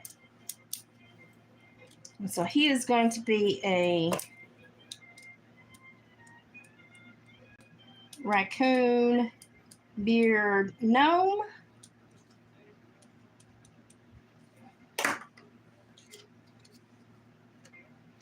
And then I string that. And I'll tie him. I'm going to try to actually do my nails Friday night so I don't look so...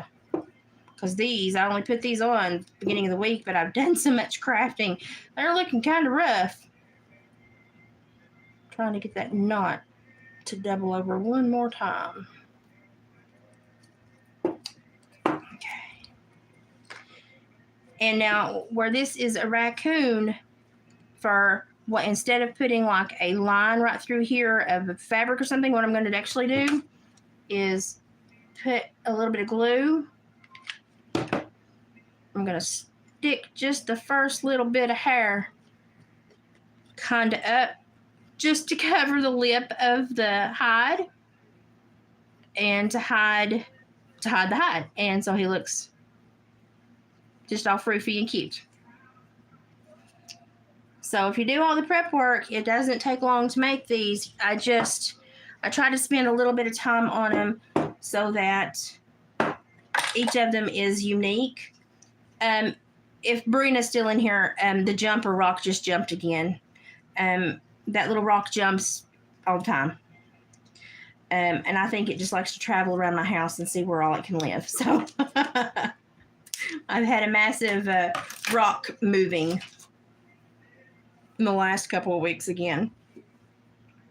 I guess the seasons changed, and then when the moon changed. So I'm going to start out with a tag here. I do them all in different order, I know, but I get so tired of doing them, so I have to split it up and move stuff around. Because after I've done about 24, 25 of these, and after a while, you just kind of are tired of it. But David cut them all, and I'm not going to let him waste, so I'm going to make them all. But good grief. So I'm going to make his tag.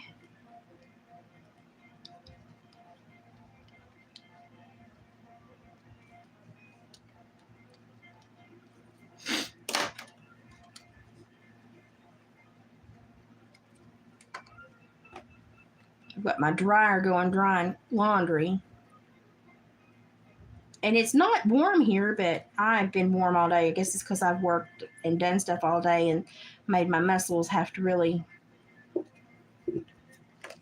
work with me today. Okay, so now I've got this one. I've got his string on, and we got a knot right here, but the fur will cover it or disguise it. I've got this piece of fur. Notice in the back, the skin is like misshapen, but when I put him on and glue him, he's a fuzzy. You're not going to be able to tell that. So that's not really anything I'm super worried about. Thank goodness that the raccoon pelts, their fur is so thick that it is very forgiving. If you have to cover something or disguise something, or you're trying to hide something, their pelts are very forgiving. So I just tilted that one a little this way so that when it fluffs, it'll kind of cover that one little spot that was empty. And see, he's at an angle, but he's so fluffy you can't tell. So I'll do the glue trick again after I get his nose on. And he's got just a little piece of leather right there. And what I'm going to do is I'm going to curl it and stick it. If you can see the little crack in the leather, I'm going to curl it and stick it in that crack and glue it. That way he sits flush, because I don't want him to have any issues sitting. Watch me burn myself. Whew. Burnt the snot out of myself about a week ago. It fell onto my nail bed, and that's where all your nerves are on your fingers, and it burnt the far out of me. And I just knew I was going to lose the nail, but I didn't.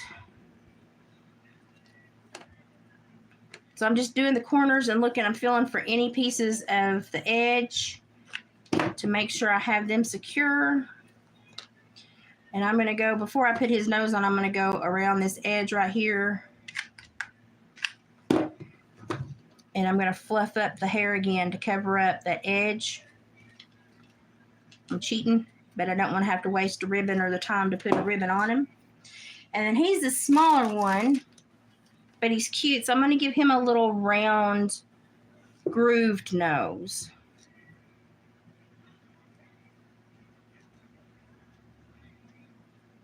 I just got to find the place where I'm going to put it there.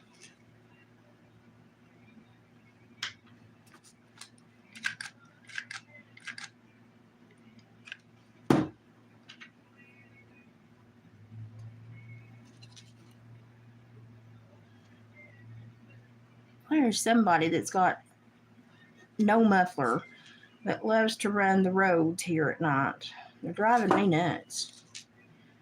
Because it's so quiet. I mean, I'm not in the middle of nowhere, but I'm out there enough where we don't have a lot of traffic and I can't hear a whole lot.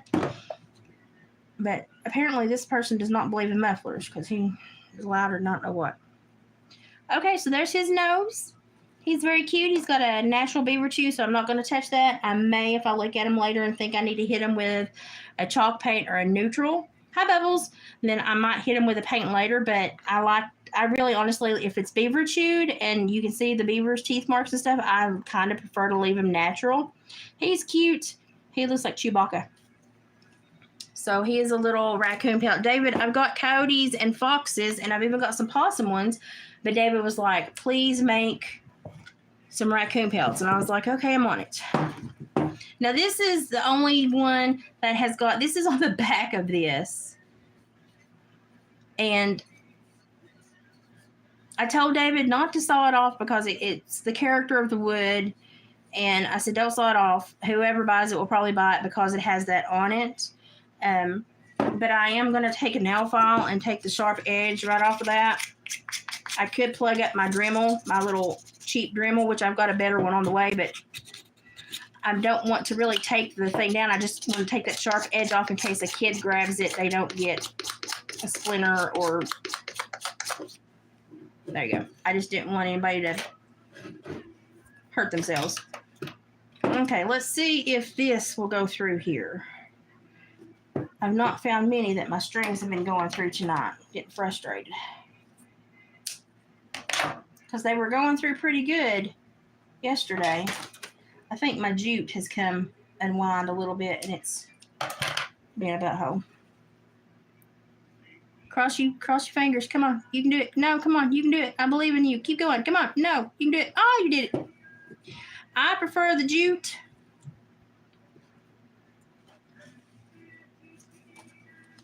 So I'm happy when I can get the jute through them. I prefer the jute, even though the other is just wax jute.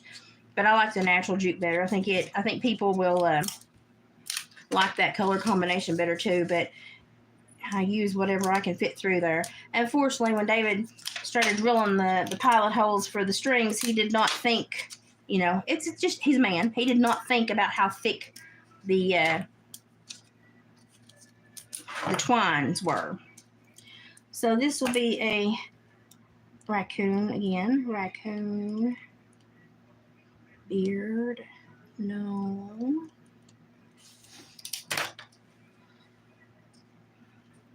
I'm going to put his tag on. We actually like, and I'm going to do a square on here because I don't have a whole lot of string. We actually really like going to local sales because we can sell stuff a little cheaper because there are no hidden fees and stuff. So we actually like local sales.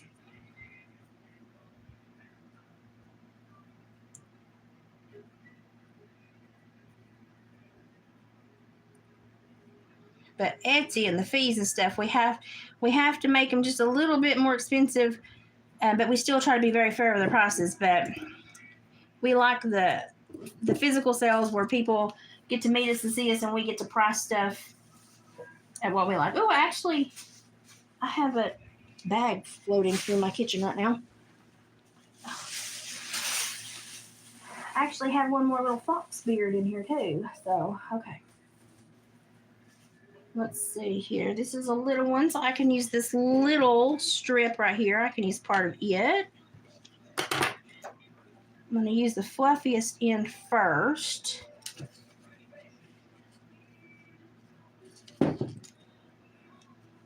So I'm just measuring doing a rough measure. I'm going to split that fur again down to the hide because I want to cut hide and not hair. I'm going to make the smallest mess possible because I'm the person that has to vacuum and mop. And boy, on days I don't feel good, that's a rough job. Then I pull the loose hair off the edge. That's all I got off that one. I pull the loose hair off the edge because we don't want it to go roaming through the house. And I'm going to kind of mess with the fur here a little bit and get my placement right. Well, I'm going through the glue sticks. I do like to glue stuff though. Let me check these, see what things are saying.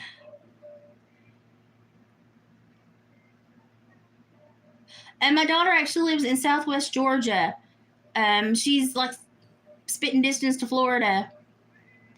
And so we lost her to a Georgia boy that talks like he's from Louisiana.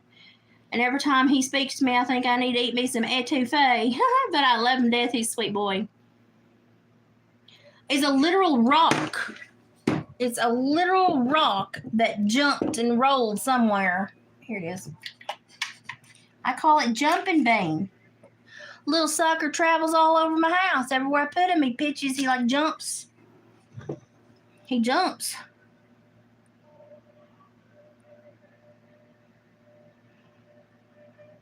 Bubbles, it's good to see you again. We've got a pretty good crew here tonight. We had several a minute ago. It kind of comes and goes, but I appreciate you coming in and spending time with me. Anne-Marie, thank you for joining in. Appreciate your time. Yeah, that little rock, I call it Jumping Bean. It literally, we'll be in a different room and hear ping, and David would be like, all right, stupid rock again. I'm like, yep.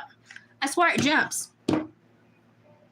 I swear it jumps. If I'm lying, I'm done. Okay, here we go.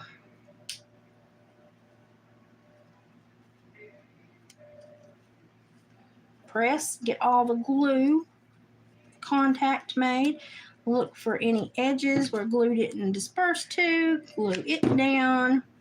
And on this side, I'm going to kind of tack the hair and squish it out a little bit to make the hair want to stay pulled over because I put a skinny beard on them. So I'm going to kind of tack the hair on the edges to cover the sides. Like I said, I cheat a little bit. Glue is a great, great thing.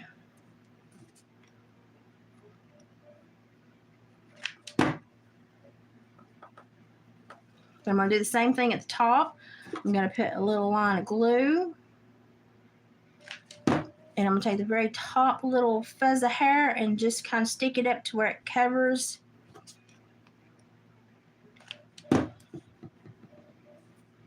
Just kind of covers the edge of that tanned hide. So you don't see a big line of tanned hide. And I've got one more little dark round nose. I'm going to give him a little dark round nose. And I'm going to set it a little higher than the last ones I've been doing. Just because that's where I think his nose needs to live.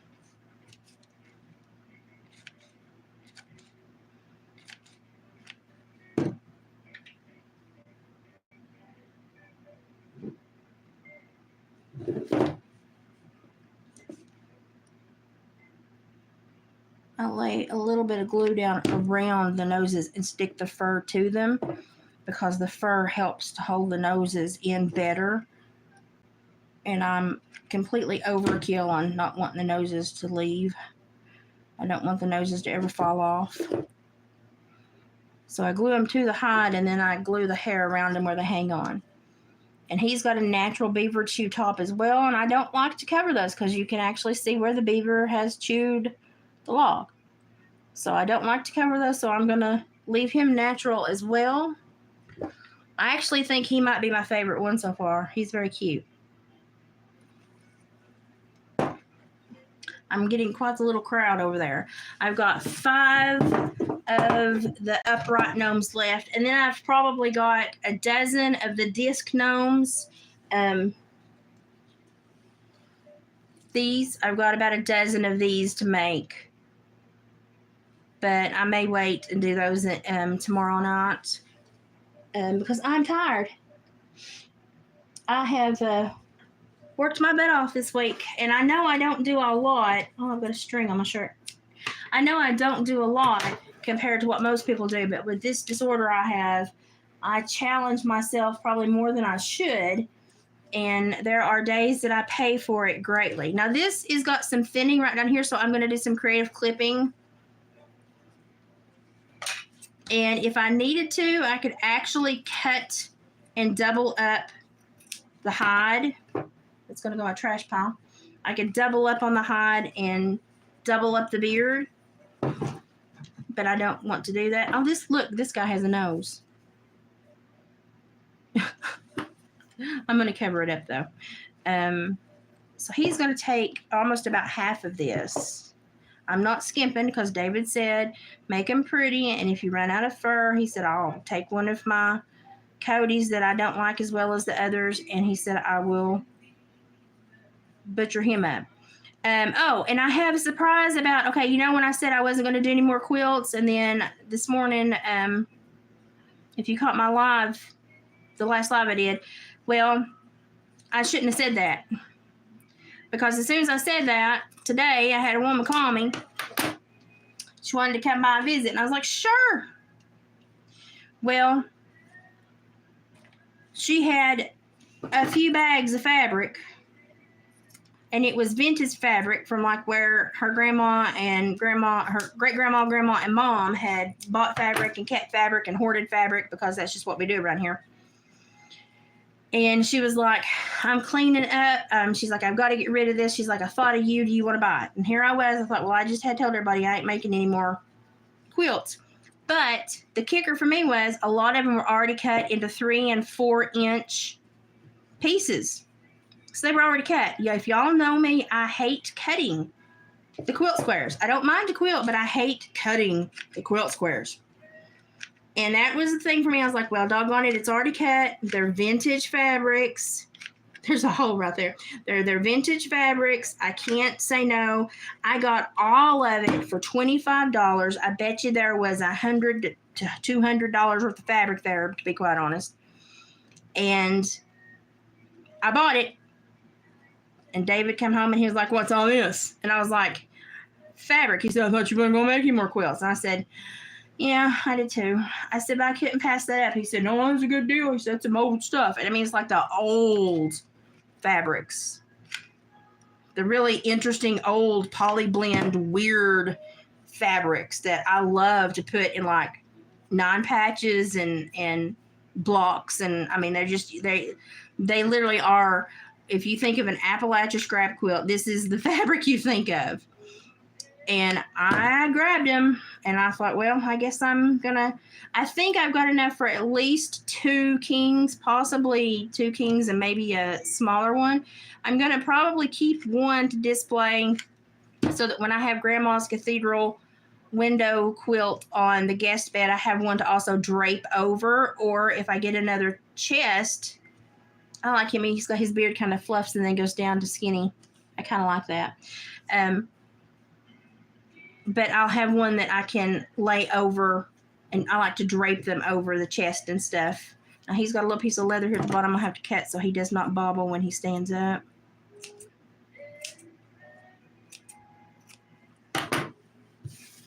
But I couldn't pass up the deal on the fabric. And so then I started going through my chest because I thought, well, I'm going to have to make some room and do some rearranging, and probably going to have to buy another chest. I'm going to have to buy another seared chest. Let's just be honest. And then I got to looking and I realized I've got this purple star. I've got 2. Y'all know I said Haley was a purple child, right?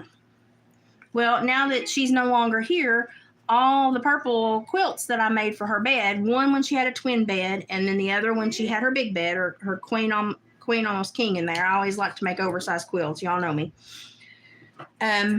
I forgot about those because I hadn't had them out in so long. I forgot. I don't pay. I've made so many quilts in my life. I couldn't tell you all the ones I've made, and I couldn't tell you all the ones that are buried in my chest. And then I've got some in Tupperware bins. Some of the other ones in Tupperware bins that I'm waiting to buy another chest to put them in. Well, I got to going through, and I thought, well, I'm gonna have to, move some stuff around, get creative with storage, because I've got to put these bags of fabric up until I can get busy with them. Well, I found it's like it's a twin size. It's a small twin size, basically a lap sofa twin quilt. And I made it because she wanted a pretty coverlet on her little day bed. And so I made it, and and actually did a color scheme, and it's pretty, and I hand did the whole darn thing. I didn't take it to be, I hand did the whole darn thing. And I put a scalloped edge on it because she wanted a girly quilt. It's my child for you. So I've got that one. And it's pretty. It's real pretty. So I need to, I'll probably part with it because I don't have any purple in my home anymore, y'all. I don't have a reason to have a purple quilt.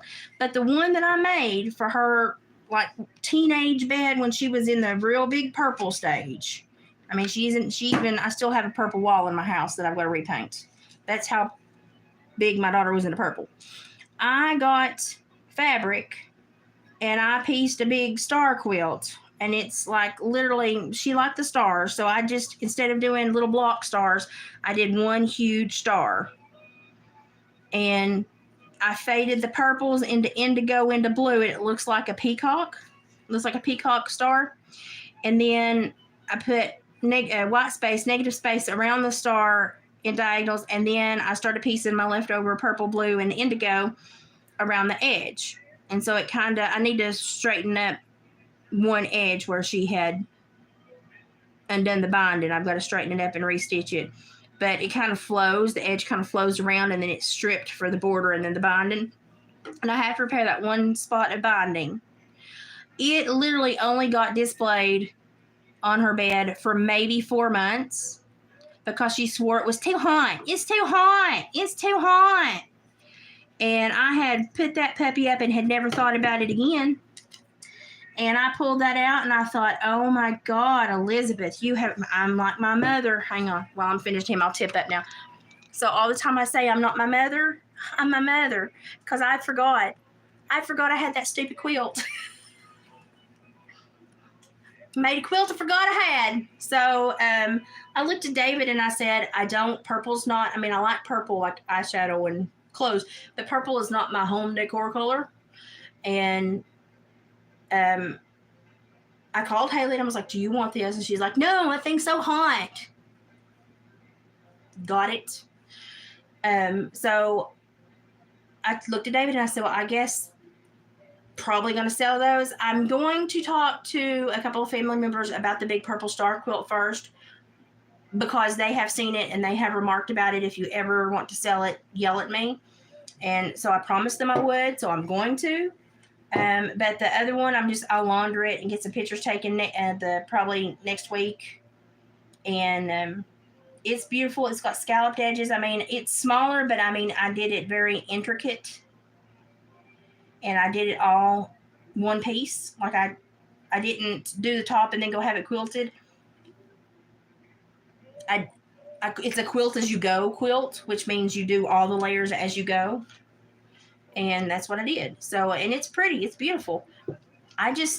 Purple is not my color, so I had just forgotten that I had the darn things. And David was like, I told you, your quilt poor. Get rid of these things. So I told him, I said, I've got to talk to some family members about this big one. I said, but the little one I can get listed pretty quick as soon as I get kind of recuperated from Saturday and get next week rolling. And it's pretty. It's got scalloped. And I did a really great color combo on it. It's beautiful. I just had done it. It's been cedar kept. But it was used. It's definitely previously loved. But it's still in very good condition and would be a beautiful addition if somebody needs one. So I will probably get pictures of it taken and get it listed pretty quick. I wonder if I could put a little. Nah. Okay, I gave him a little top knot of fur because his hat's not very big because that beaver was not very industrious, but I do want to leave the chews showing, so I gave him a little top knot of my extra fur. His beard it kind of starts out poofy and then goes down, so it looks like he is an old man kind of getting up in years. When my felt comes in, I've got a bunch of different color felt comes in, he may be one I want to put feet on. If it's supposed to get here tomorrow. It better get here tomorrow. He may be one I want to put little feet on to peek out because he looks like he's old and standing. But he's cute. He turned out cute. So I will have at least 2 quilts. I've turned into my mom. I even talked to, I'm like, do y'all remember me doing this? And they're like, no. But then some of them were like, I remember the purple one. I tried to buy that from you.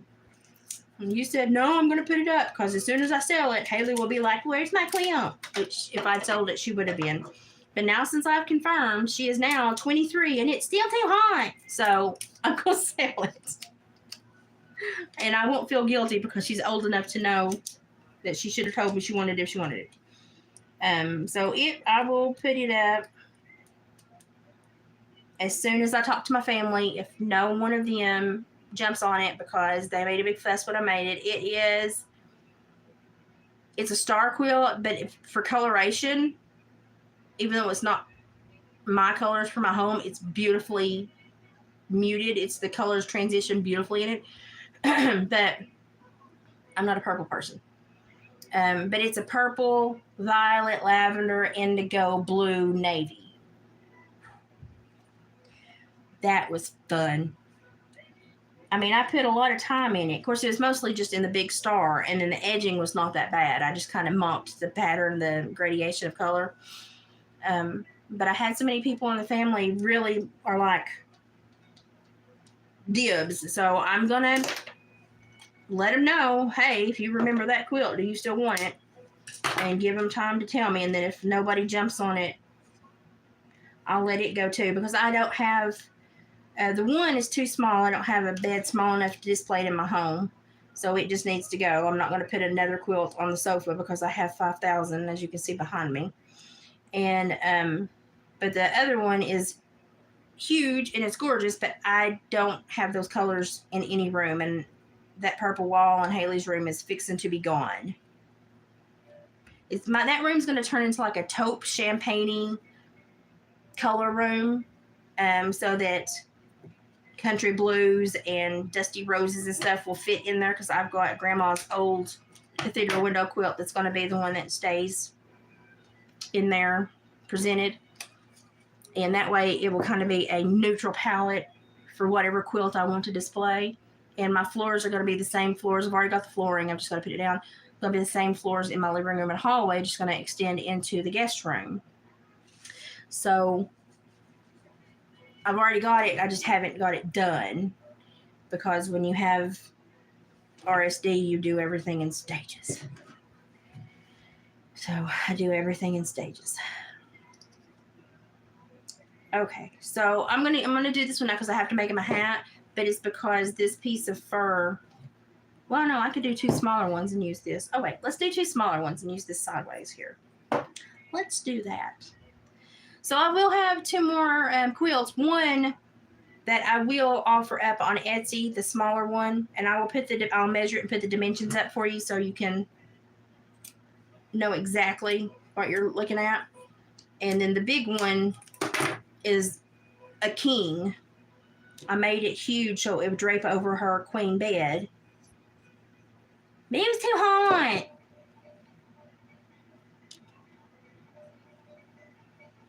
Lane doesn't have any leftover quilts because little boys are so rough on bedding and stuff like that I don't really have anything left over. He had a lot of deer, woodlawn. I still have the same curtain in that room. I made him a panel curtain, a panel of deer walking through the forest, and then I put a blue edging around it to match a blue home interior painting that was in his room. And I still have the same curtains in there. I'll take a picture at some point and show you. I need to put a new curtain in there, and his curtain was on a limb because he was au naturel, you know how Lane is. And so his curtain was even just on a limb and a dried limb. But his blankets and quilts did not survive him. They were worn out and broke down, and little boys are just rough on quilts. And so I think he might have took two with him when he moved. But the others were in such bad condition, I either cut them, and like if somebody needed like a cutter quilt, I offered it to him, or I pitched him because he was so rough on the quilts. They were useless. They were useless for me.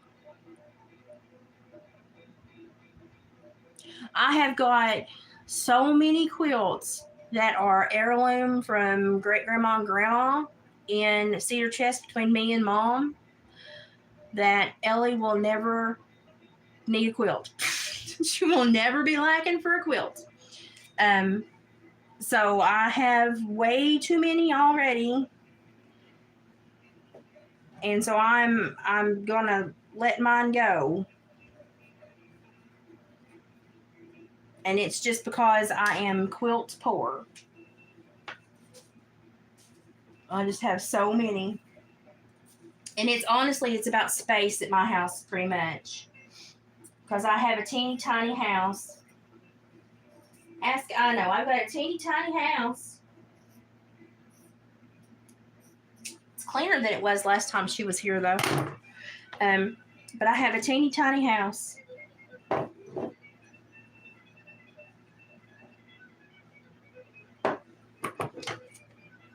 And I just don't have the room, you know, and I've even got some of my other quilts that like are the really nice ones that Mom wanted me to take of Grandma's. I've got stored at Mom's still because I told her, I said, I don't have the room yet. You'll have to wait until I get another chest. And so she's got a huge quilt closet. Of course, her entire basement is nothing but a quilt shop, basically. I think I've even seen maybe pictures or something. Next time I'm there, I'll just do a video. She will say it's a mess, and it's just a huge quilt shop. It's just fabrics. It's like 4 tables of fabrics, bookshelves of bolts and threads and serger threads and quilting machine. Her quilting machine's on the middle, one of the big middle long tables. She's got an embroidery machine, 3 or 4 other machines, a quilting machine. And then her pantry's over to this side, her freezer's on that side. But literally 70% of the basement is just a quilting room. It's just a quilting room. And I always said me and my mother are daylight and dark until I've run across this quilt problem. I'm like, nope, I am just like my mother. I did not anticipate that when it kind of snuck up on me because if you'd asked me, I would have been like, no, we're very different creatures. She's very passive and quiet and patient, and I'm very loud and obnoxious and kind of in your face. She's the most sweet, patient, kind. I'm not at all. But I have to admit, now I'm going to hook this guy's hanger from his hat because I've got to put a pretty tall hat on him, and it's going to cover the holes that David made. But I would have always told you, no, I'm not anything like my mother, and I pretty much have my dad's very boisterous personality. But since I've had to deal with this little quilt escapade, no, I'm very much my mother's daughter and way more like her than I ever would have anticipated or imagined. And it really caught me off guard with this quilt stuff. And I've sat here and been like, yep, I'm my mom. I've turned into my mother. This guy's cutie's going to have a button in the middle of his forehead like the other one I did that the lady went crazy over the other day. And I actually sent him to her in her last, she did an order. She bought that rattle. So it went in that order with that rattle. You are so cute. I'm going to give you a little top knot. Okay. I'm going to fold his little hat in. Let me tack it to him a little bit. Let me go ahead and tack string there too. Let's just do that. I'm going to secure this a couple of ways so that this hanger will not come out. And y'all, if you ever buy anything from me and you have problems with it or it comes apart or something falls off, please notify me because I will make it right. I try, even if it's just a string coming out of an ornament, I know you can probably glue that back yourself, but I really try to put enough stuff in there so that one thing you never have to worry about is it coming apart. Now, it's more difficult on like the rattles and stuff like that because they have a lot of moving parts. But I really, like, if you ever have a problem with anything you buy from me and David, all you got to do is email us, notify us, and we will make it right. Because we do not want you to not be confident when you buy from us. We want you to know that we will take care of our customers. Which we actually have created quite nice friendships with our customers. We've got a lot of customers that keep in touch. They will message us on Etsy and check in and be like, hey, you getting ready for trapping season? Just wanted to check in. I'm thinking about maybe looking for this year. Have you seen any of this? And David loves it. He's got a guy from, I think, Oklahoma that he talks to quite a bit. He really enjoys the conversations. I think it's adorable. And it's nice to know that people know, we're not just people that are trying to sell stuff online, but we actually really enjoy getting to know where our stuff goes. Well, I say our stuff, where David's hides and stuff goes. And if I'm able to make something that helps to pay David back for all the crafting supplies he buys me, I'm glad to put it up in the store and let somebody adopt it. And I get a lot of good feedback. I thought that the rattle was going for a ceremony, but that was the other one that went to Georgia. And David has put up a few of my sticks online in the last little bit. And the one that went to Georgia is going up for ceremony use, and the one that went to Louisiana went to Teresa. Okay, so he has got a hanger at the top of his hat. He's got a hat on and a very full beard. He's a short little guy, so I had to get creative. I didn't want to put, if I put it through the holes David drilled, then his hat would have been too high. And so I did not like the chew ratio on his head and how high the chew was before it started. So I wanted to give him a hat, and it pinches at the top to make a little poof in there. There he is. Actually, might tie something. I may tie some jute around there in a little bow and make it look a little bit more rustic. Because y'all know, I go a little nuts. And I like to get, ooh, I've got leather. Let's do a little leather.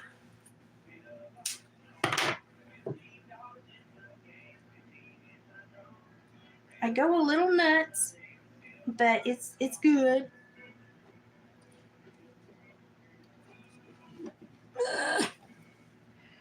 Don't quite have the hand strength for that today.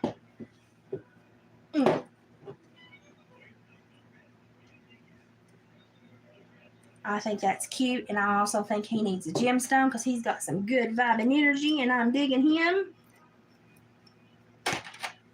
So I'm going to make him extra special. I've got a little quartz. I'm going to stick a little quartz on his noggin. And whoever gets him is going to get a little extra good mojo.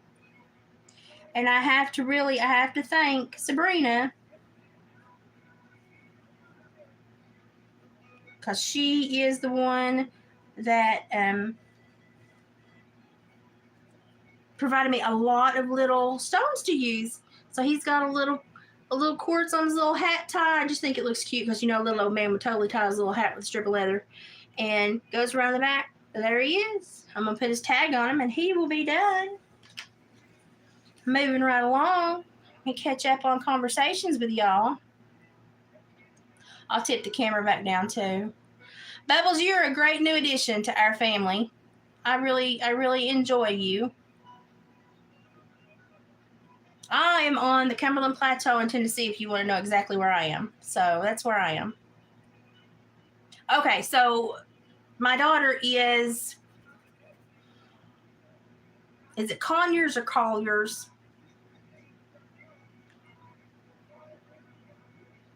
I'm having a brain fart. That's where she is. So she's down below. If I get to Atlanta, I still have a couple hours to go. I'm thinking I've got, they make the little poof balls, and there's a guy that makes tiny little, he pulls them in and stitches in certain way and makes tiny little poof balls, and I just wad the hair up and twirl it and glue it and stick it. But I told David, I said, wouldn't it be cute if we could give them toboggans with little poof balls? I think that would be adorable. And so, and I'm just going to tell you, I finished a big Quick Oats container the other day. Just a Quick Oats container. Just a cardboard Quick Oats. I can Mod Podge that puppy. Kind of make it waterproof and make it harder, make it where it is more substantial. I can wrap it in fabric. I can turn that into a gnome whose hat can come off and on with a lid if you wanted it to, where you could store stuff down in it. And I could make him big enough to where I could really give him a walking stick and a lot of detail. And so next week, after I get rested up and start kind of looking at other ideas, I may make a gnome out of that huge Quick Oats container. So he will be a pretty hefty gnome, and give him I'll probably somehow give him hands, fingers, a walking stick, maybe make him a little lantern, and I'm going to give him boots. I'm going to have to make him boots. But I've looked at that and I've kept it. I've put it up in my other cabinet. And I'm seriously thinking about doing that because I like these little guys. They're cute and they're quick, and people like to buy little stuff when they go somewhere. But I really enjoy making those big honking gnomes. And y'all know every time I start to make something, it normally ends up twice as large as I intended for it to be. So I am seriously thinking about turning that Quick Oats container into a big gnome. And if I do it very carefully and I glue the hat to the Quick Oats container and to where it drapes down over him, but it doesn't glue to the rest of his body, then somebody could use him as a hidey hole and hide stuff in the Quick Oats container. And everybody else will just think it's a gnome, but it will be a little container. But I kept the Quick Oats container because I can Mod Podge it. I mean, I could do it without Mod Podging it, but Mod Podge gives it a little bit of protection and will make it a little bit more sturdy. Just in case. Just in case something, happens. Just in case you set them on a counter. I want it Mod Podge so it will be, as waterproof as it possibly can be without being made out of something else, Okay. So this is our last small one. Then we have 2 large ones that I will have to make hats for. Oh, that's okay, Bubbles. You enjoy time with your husband. That's precious time. I never see my husband. He's always at work. So you enjoy that time with your husband.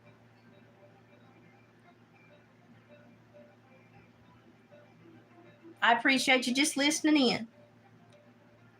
Don't be doing naughty things to my voice. No, I'm joking.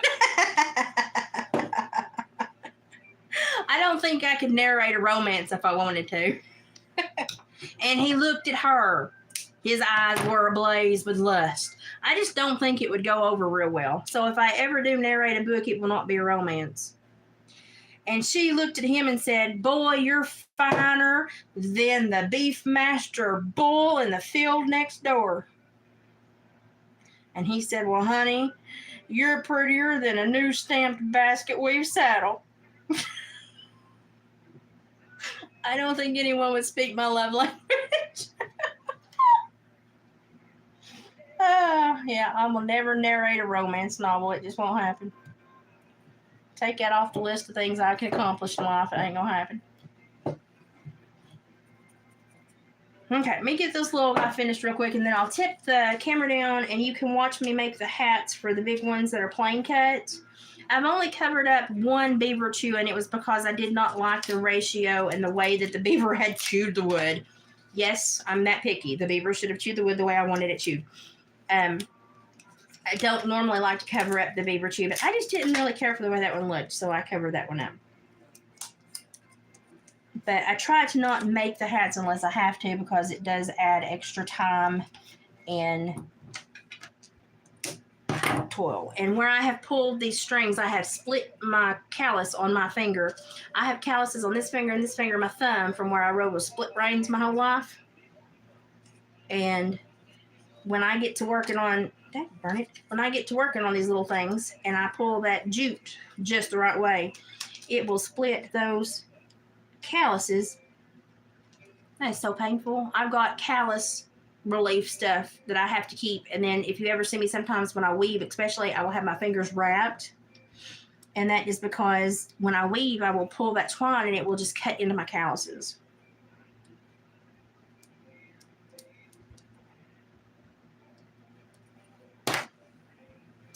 So the life of and then when I shot horses with Dad and I'd hang on to the feet, sometimes they pull their feet and drag a nail through the sides of my fingers. So I've got lots of scars. I had one pull a hoof away from me once, and it caught to where I didn't have chaps on my leg, and it cut my leg bad.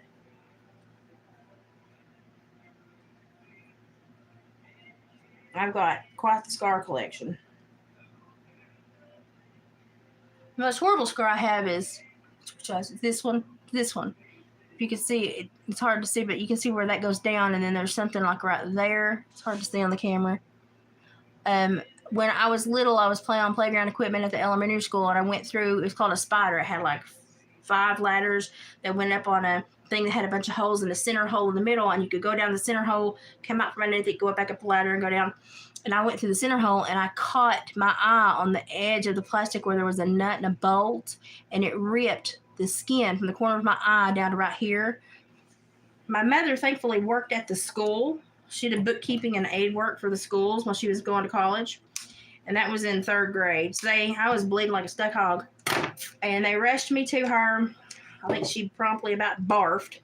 And then took me to the local surgeon's office. And he had to put, not many, I think maybe 4 or 5 stitches and put my eye back together. But he was more worried about my mother, who was turning white and green in the corner of the office while he was trying to stitch my eye. And those were the most cumbersome stitches. I've had several sets of stitches in my life. I'm a stitch magnet. But I did dangerous stuff, so I had quite a few sets of stitches in my days. The worst stitches I ever had, I was packing guitars out of the church building one day after we had sang at a homecoming, and they did not have good steps, but they just had a tar and chip driveway. And when I went out of those steps, I had 2 guitars and a mandolin, and when I went to fall, it was save the guitars and the mandolin, because one of the guitars was a Martin. I wasn't about to ruin that guitar. And so I went straight down on my left knee to save the Martin guitar so it would not hit the ground. And it just started pouring the blood. It just took a chunk, like a door, out of my knee. And Mom and Dad came out and they said, "Are you loaded?" And I said, "Yeah." And they said, "Well, we're going to head on home then." I said, "No, you're going to have to take me to the ER." And I pulled up my skirt and showed my mom, and she was like, "Ugh." And I was like, "Yeah, sorry." I was like, it was either hurt me or the $3,000 guitar. And Dad was like, "Good choice." So, and then I went and got stitches. And they told me I couldn't ride till it was healed. Well, after about 2 weeks, it was not healing good. They had to kind of revamp. It still was not healing good. I was getting irritated because I couldn't ride. So then I started climbing up on the fence straight-legged and only putting my right foot in the stirrup and leaving my left foot dangling, because I still had horses I was riding down for people. And Mom got mad at me because obviously the stitches were expensive. Dad thought it was funny. And I told Dad, I said, "It's not healing right." I said, "The stitches aren't doing good." I said, "What I should have done instead of getting stitches was just had them cut that chunk of flesh off and leave a crater in my knee and let it heal." He said, "Yeah, that would have probably been better." And I said, "You want to take the stitches out?" And he said, "Sure, just don't tell your mama." So he took my stitches out, and we cut off that big old hunk of skin. That was lovely. And I had a crater in my left knee until I had all those other knee surgeries after that boy chucked that axe at me. And then they went in to fix that and deal with that, I miraculously came out of surgery and no longer had a crater in my knee. And I was like, cool. So there's another one of my stories from, I have a strange life. I've had a strange life. I mean, now that when you sit here and you figure out that I have a neuromuscular disorder, it's kind of like, you're all probably amazed I made it to 44 after I tell you everything I've done and all the crashes and accidents I've had with livestock. But I must say, every time I got hurt, I did it with flair. Okay, so here he is. He's very cute. He's got a big nose, little hat. I put a little top knot on him because his hat was shorter and I wanted it to look cohesive. Is that a word? So now we just have these 2 giant ones, and I have to make hats for these. So I'm going to catch up on the chat for just a second, then I'm going to tip the camera back down.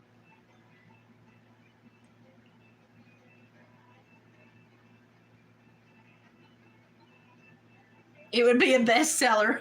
Elizabeth, I don't know. People might buy it just to listen to me and be like, what the crap does that mean? What did she just say? Probably would confuse several people.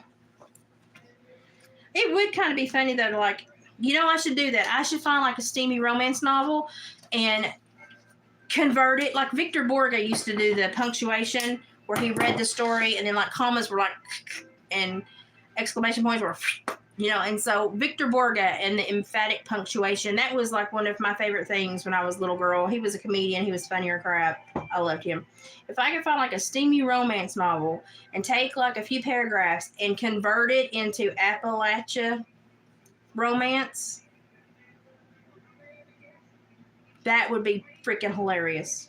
I may have to try that. I may have to go online and get like the excerpt from a best-selling romance book and then like redo it in country hick slang. It'd be like if this had taken place in Appalachia, it would have read like this. I might have to do that. That may be a video I have to create for y'all. Tomorrow I'm going to try to film my lunch date with Gypsy and the area where we're going. It's a very special area for our community, so I want to share that with you all. I think I have a fox. Yes, I have fox. I have a fox left. I have a pretty fox left. You are all kinds of colors, aren't you, Bubba? That's okay. We'll work with it. Wow. Okay. Yeah, I may have to do that. Turn it into Appalachia lingo. See how many of yous die laughing. Because we really do speak our own little language around here. It's not that it's a bad thing. It's just, it's interesting. Okay. I'm going to tip the camera down so you can watch what I'm doing. People need laughter. Absolutely. I like the stories. I got a pass 11. Somebody once called me the female Jerry Clower, and I thought, I'm cool with that. All right, let's tip this back down. I'm eventually going to sand this table, paint it mineral brown chalk paint, and Mod Podge or polyurethane it. And that way it will go, and I'm going to paint my chairs mineral brown too over the gold, although I like the gold. It goes with my countertops, but eventually going to fix this puppy. Okay, so I've actually got a fox here, and I got this guy, and I'm going to have to get kind of creative with this little flap, but I'm going to use it around his nose. So I'm going to put glue everywhere but that flap area. I need a glue stick. I think the bulk of my money I spend on glue, to be quite honest. Okay. So I'm going to put my hands right here, remind myself where the middle needs to go.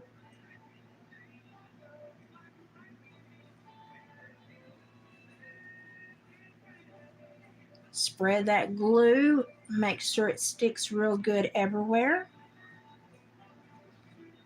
See how thin the fox pelts are compared to the raccoon? I mean, they're really gorgeous colors, but now I've got this little flap, but I want to put a little glue and bubble it so that his nose looks like it has a really big bunch of hair above it. So I'm going to add me a little plop of glue right there, and then I'm going to pinch that fur and push it right where I want it to be so that it's around his nose when I put his nose on. Now he's going to have a hat which will cover up the sides of the fur. So I'm not super worried about the sides of the fur, but I do want his nose to be right there. So we're going to give him a hat. So since he's a fox, I may give him a brown suede hat.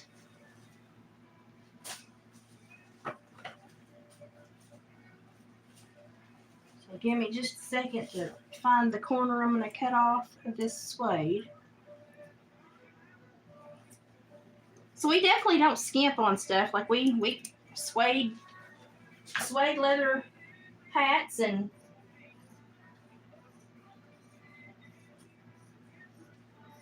We'll see if this will go around. If not, it'll go on the next one. Oh, no, it will fit. Okay. Now, when I glue his hat, I'm going to have to keep this up so that it comes out the top. That's the only thing about putting these darn hats on that irritates the far out of me. And I'm not. I'm going to leave it rough because he's a gnome and he would not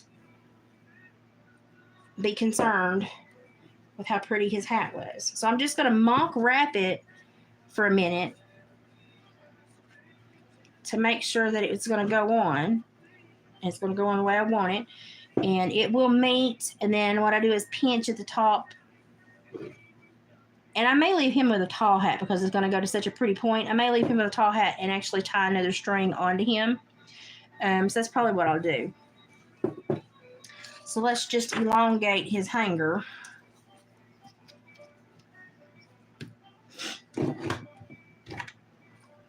Scissors, Elizabeth, scissors.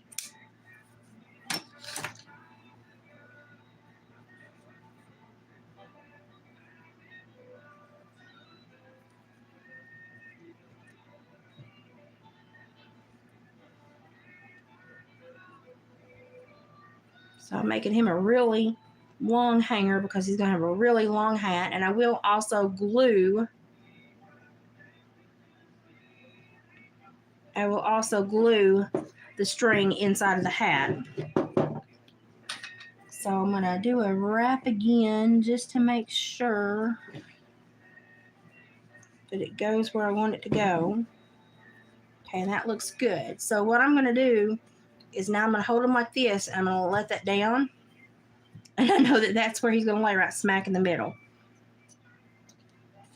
So the first thing I'm going to do is do this side.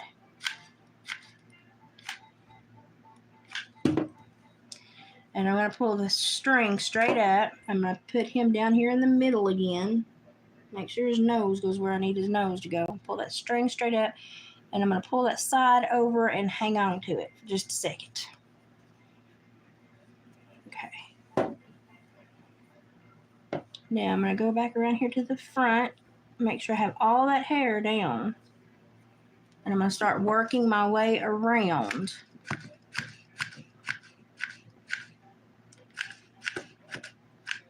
Make sure I keep that up at all times. Pull that hair down. Oh, I just stuck my finger in the glue. That was great. Okay, so now I've got it around the sides and I'm working in the back. Pull that over there. And then this one I'm going to be really tight with and pull it over.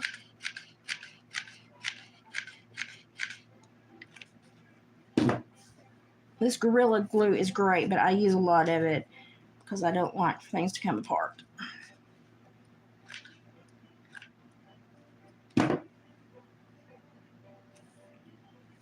I'm going to let this sit here and kind of cure for a minute before I start tugging at the rest. So see how pretty his hat goes straight up like that?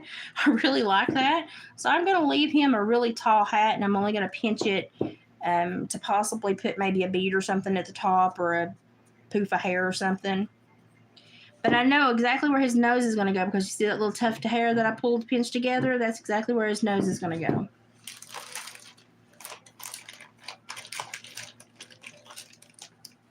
I'm so excited because I only have one more of these standing gnomes after him. I'm almost there, y'all. I'm almost there. So I know exactly where I want his nose to go, so I'm going to move the fur and try to get down to that hide where the glue will hold really good.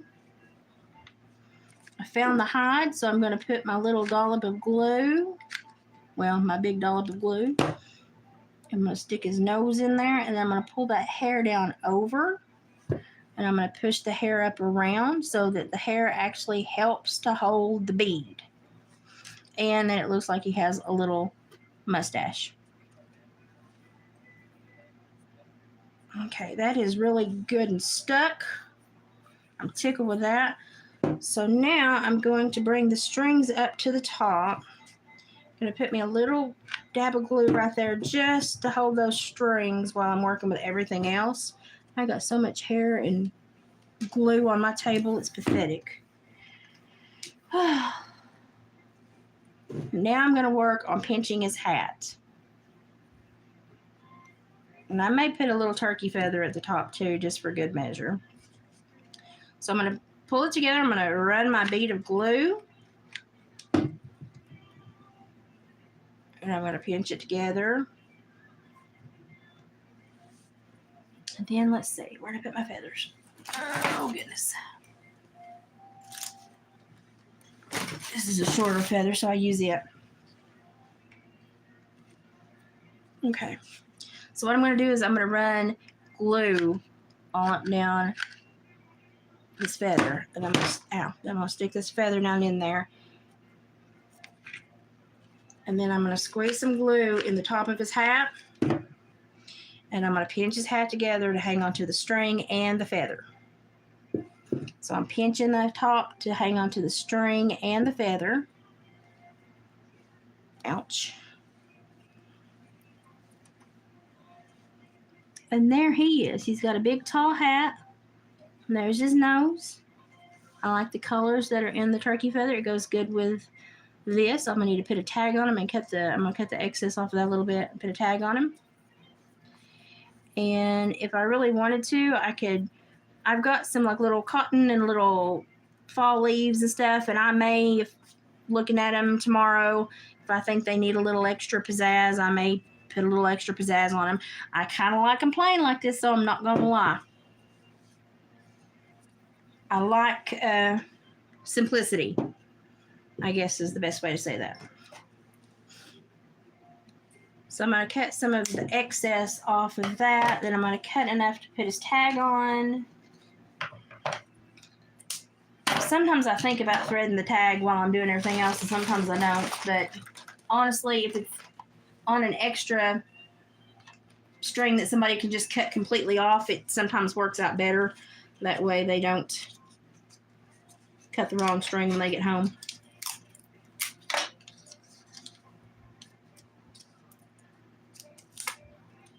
David is down to, he has no deer hides left. He has, I think we might have one otter left. One otter left. One possum left. The possum's on Etsy. One possum left. And then the rest are coyotes. I mean, he's done really well this year, even though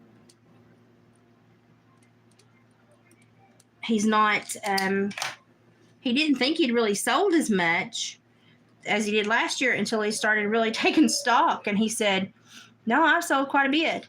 But now the coyotes, I swear, I think they reproduce, because every time I think we've gotten to where like we've getting close to selling out on the coyotes, he's like, oh no, those were just those that I had hung over there in the first shop. These are over here.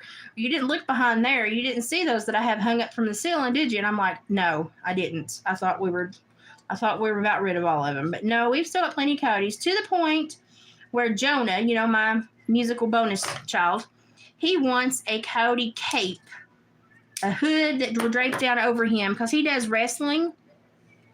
So there he is. He's done, unless I add something to him later. I think he's adorable. He's a tall drink of water, ain't he? All hat, no cattle. But he actually does wrestling and stuff, so he likes the odd costumes and stuff. So I made him the coyote tail earrings, and now I'm going to, this is the last one, guys, the last stand-up gnome. Now I'm going to make him a coyote with a face. It's going to go over his head and be the hood, and then it's going to drape down over his shoulders to where it just flow into his big robe that he wears for wrestling. And I'm going to punch and leather lace everything. He wants it to look rustic and like he went out and killed it himself and made it. That's what he wants it to look like, so I can do that. So I get to make one of those this winter when things calm down, and so as soon as we get most everything sold, Joan is going to get to come over and pick from the coyotes left, whichever one he wants me to use. Now, I'm actually going to be doing, if I'm able to walk Sunday, that is, I'm actually going to be doing photos. The little neighbor girl asked me to take some pictures for her. I used to do photography, and I don't anymore because my body just will not allow it, but I used to. And I used to do quite a bit, actually, and I used to do it for free or for very, very cheap for families that couldn't afford the setting fees for the other photographers and stuff. And I used to do free family Christmas sessions And anybody on probation or parole that could show me they had passed their last drug screen would get a free 8x10. So I would go out of my pocket and do their pictures, but also provide them a physical 8x10 if they could come and show me they had passed their last drug screen. And I did like 26 families one year, and it about killed me. But now I can't do that anymore since this neuromuscular disorder has really taken hold. But she called, and I had taken pictures of her family when she was tiny. And she was like, "Do you still take pictures?" And I was like, "No, sweetie, not normally, but now I'm fixing to piece this. I'm going to use the ends because see how they're both kind of ratty, but I can glue them side by side and they'll make a beard. So I'm gonna piece this beard." But I told her, I said, "Sweetie, if you can't afford the other ones," I said, "then I can do a few." I said, "You'll have to help me roll my cart around, and we'll have to do them here at my house with just my barn backdrop." But I said, "If you can't afford them elsewhere," I said, I will do a few. But I said, "I can't do like a huge, ginormous session." And she's like, "Oh, no, that would be great." And she's like, "I just appreciate it." And so I'm going to do some pictures for her Sunday. And I told Jonah, I said, "Since I have to charge the camera," I said, "why don't you just come out?" Because he wanted some new ones with him and his guitars. I said, "Why don't you just come on out and we'll snap yours at the same time? That way I only have to roll my rolly cart out once and deal with all this." So I'm going to be doing photos for just a little bit Sunday, as long as my legs will hold up, which probably won't be long. So I think the young lady is now old enough that I can actually share her photos if she will approve it. And of course, Jonah doesn't care if he's fine. If y'all want to see his photos, he won't care at all. Okay, I'm going to add, this is the thinnest one, so I'm going to glue it first.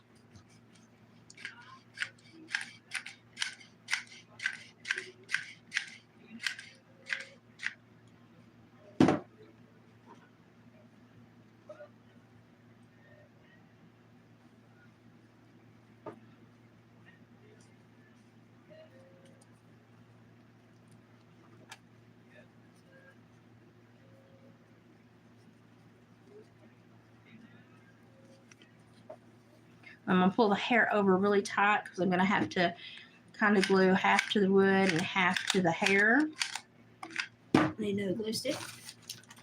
So I'm going to try to do some, as long as I'm able, as long as I don't overdo it, I'm going to try to do just a little bit of photography Sunday here at the house while David's home and can help me kind of wheel around. And of course, Jonah and the young lady will help me as well. But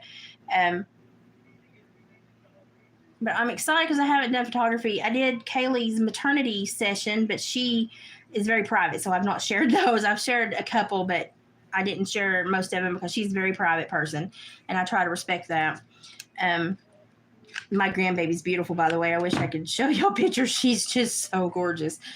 But I haven't really done for anyone, that's not family. So I'm excited to do just a few poses for her, not a big bunch. And I think it's because her and her feller are getting to a point where they're fixing to probably get engaged. And so I think that's why she's wanting the photos. And I've known her since she was tiny. And so it's, I can't tell these kids that she lives like spitting distance. She lives just one road over. And I just can't tell them no. There for a long time, I did free photos for all the families because I knew that everybody deserves to have a family photo. And if you can't pay a $300 setting fee, I get it. I got you. Let me help.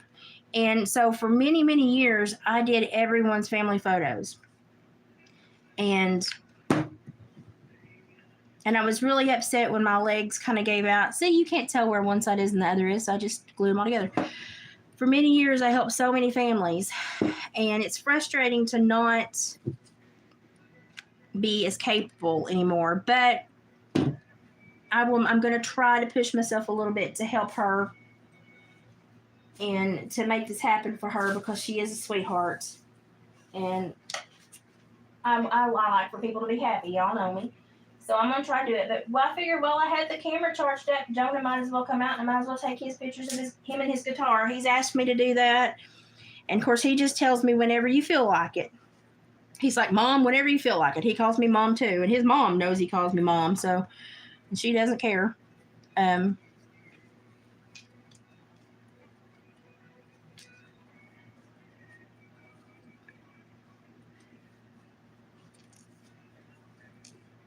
But I figured that while I had to have the poor old cannon charged and rolling, I might as well do as many as possible. So that is going to be Sunday's afternoon. I'll probably be in bed all day Sunday morning, but that is going to be Sunday afternoon's task if I am mobile at all. Of course, I've told them they have to check in with me.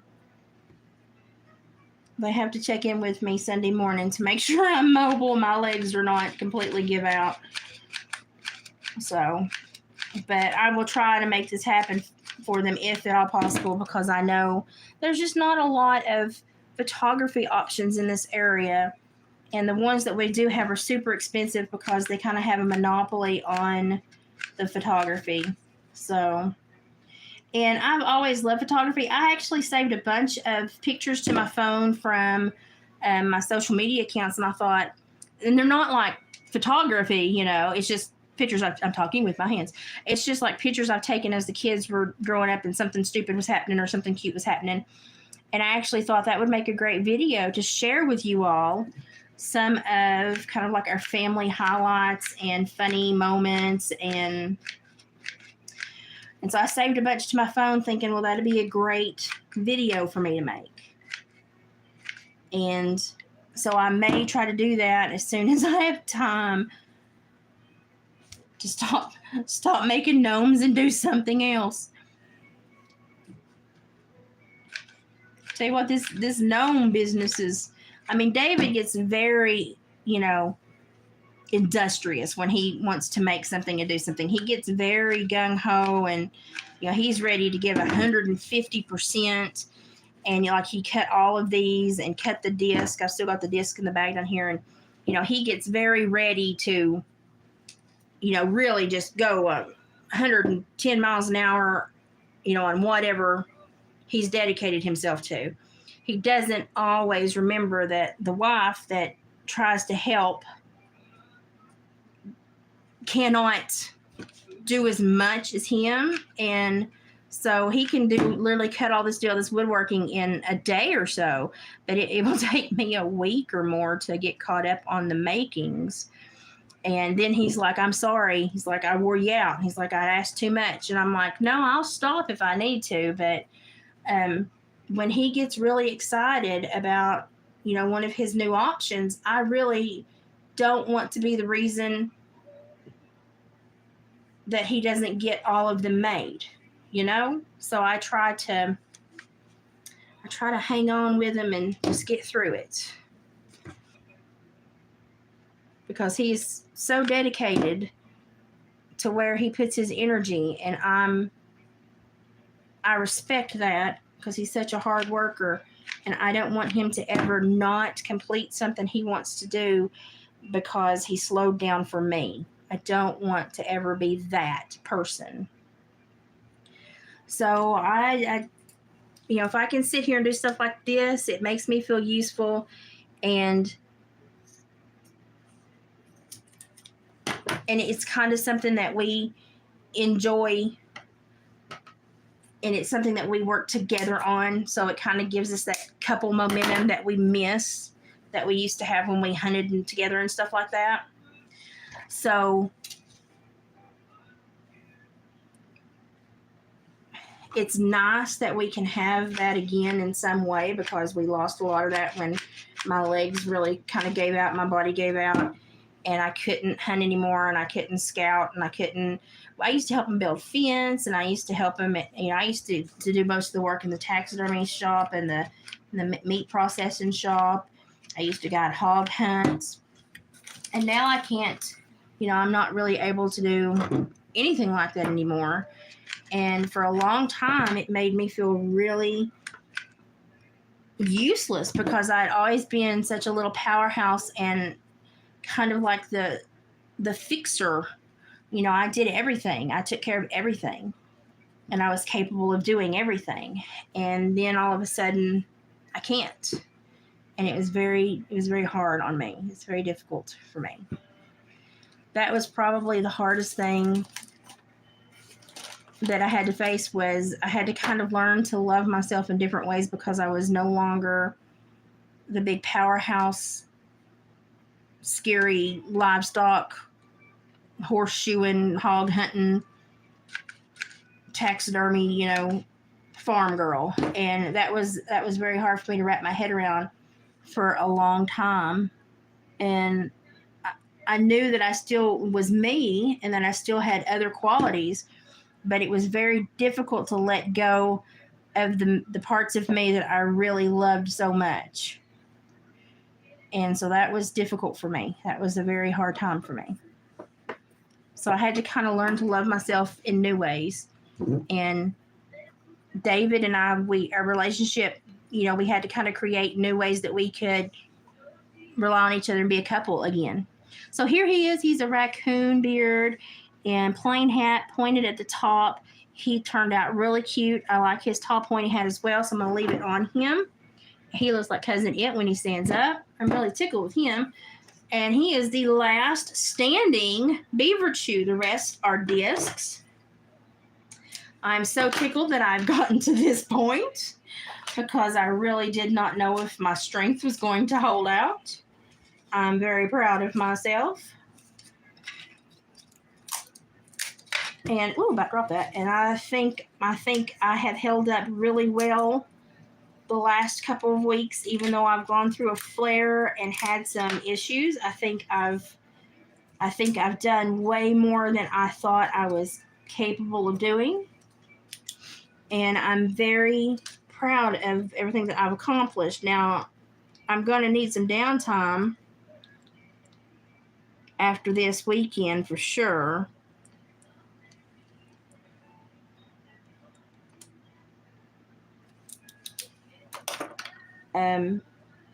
But I'm amazed that I worked through and handled that flare as well. And of course, y'all know I've had the cluster migraines and all that, but I've handled it all pretty doggone well. And I'm tickled that I've done as well as I have. I will share that it seems like this winter is hitting me harder in the bone issues already. And my left hip is wanting to stay out of socket, and my left jaw is wanting to pop out a lot. And so I'm having a lot of pain at night with those two things. But it's not anything that I can't handle. I'm used to that. He turned out so cute.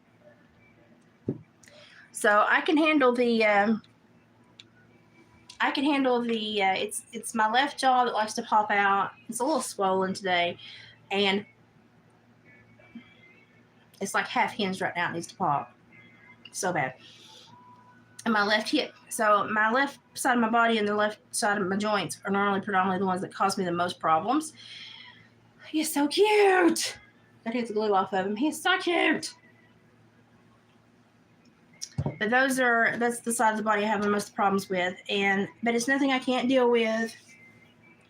And I can kind of focus my time and energy and make sure that I'm giving my body time to recoup between spurts of activity. And I say activity, I'm sitting here building, gnomes, but that is still activity for me.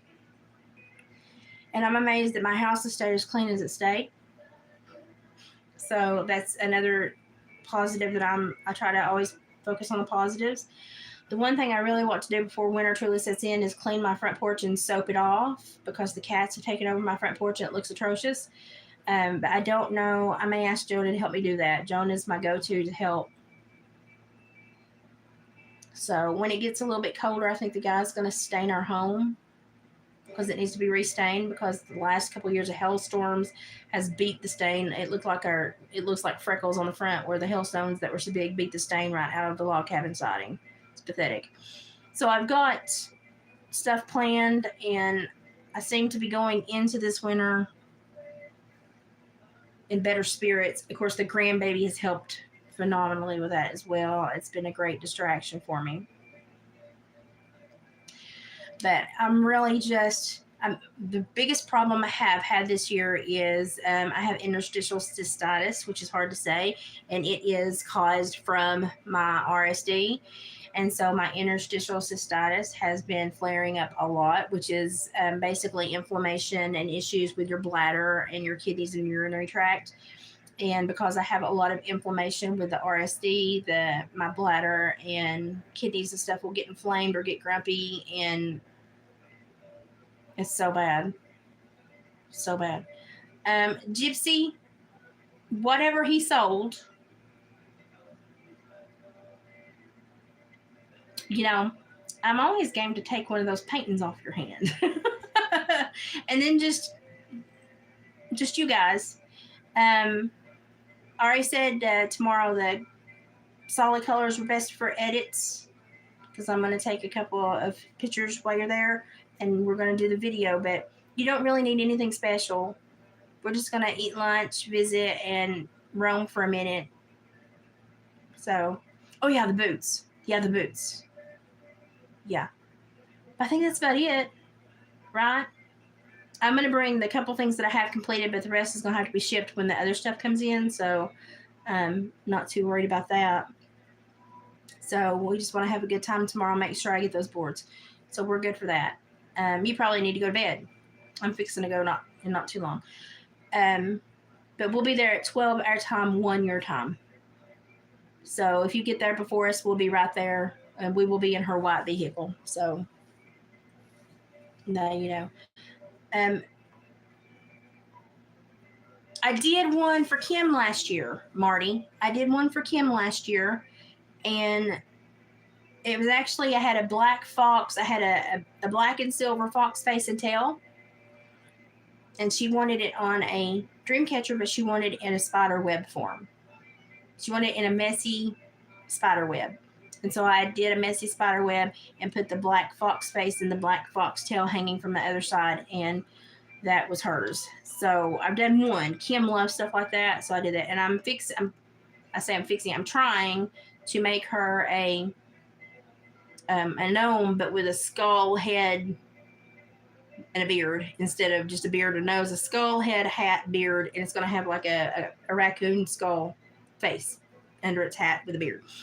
That's one of my goals. So David is trying to find the right size skull for me, because I have a smooth topped piece of wood that I want to put it on.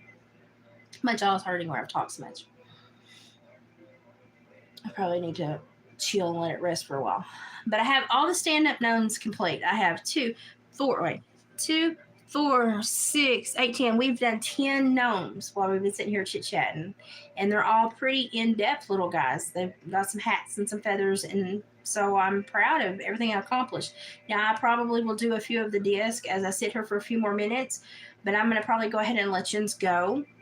And I'm going to let the dog go out, and then I'm going to just do a couple more little things, and then I'm going to crash. I'm going to jump in the shower and then crash. And then I'm going to literally sleep until I have to get up and get ready for my lunch date tomorrow. Because David won't be until 1:32 in the morning, so I probably won't sleep good until then, so I'm going to sleep straight through and then come down and eat lunch. Lunch will probably be my breakfast.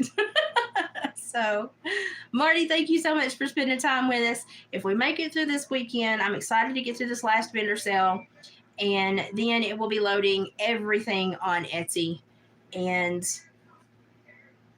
I'm going to be excited to have some quieter time without so many projects that David creates for me to help with. He does 80% of the work, but when I do the finishing touches, oh my gosh, it gets time consuming and really does kind of wear me out. But I'm going to move these 10 over to the counter. I will share a picture of the display. I'm using a candelabra to add some on a stand so that they don't like get lost in a little crowd.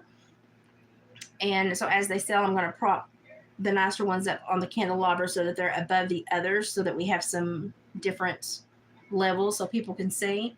And then I'm going to take my dream catcher that we're going to do a giveaway Sunday with. I'm going to take my stuff and weave my dream catcher Sunday or Saturday while I sit there. So I'll be doing Sunday's dream catcher Saturday, I'll be weaving it while I'm sitting at this event. And I'm hoping that will make people want to come over and ask questions and engage. That's my hope. So I just really hope I do well Saturday and that I don't get over there and go into flare or start to swell or have issues to where David thinks he has to bring me back home. I literally will take a pillow and climb in the back of the Jeep. I don't want him to miss something because of me. So this is the only time I'm going somewhere where I don't have an avenue to be brought home early, but it's not as long of a whole day event. So I'm hoping that I do okay. So everybody just toss me up some good energy and good vibes because I really want to be able to do this with him because with his work schedule, we have not had any time together for like months now with his work schedule. And he's been working 6 and 7 days. Like last weekend was his first weekend off. He had to take a vacation time for his other vendor sales. And we've just not had any time together. So if I miss Saturday, I don't, that's the most of my time that I get to spend with him will be gone. So I want to be able to go Saturday and halfway enjoy myself. I don't mind if I'm sitting there and hurting as long as it's not to the point where he acknowledges it and feels bad and thinks he needs to take me home. As long as it's to a level I can disguise my discomfort, I'm okay with that. It's when I hurt enough that he picks up on it. I don't want him to be worried about me. I want him to enjoy, because they actually invited him, let him come for free. They begged him, and they're like, we will waive the vendor fee. We just want you there. You've got the most strange and exciting, cool products, and they're like, we just want you here. And I kind of pushed him to accept it.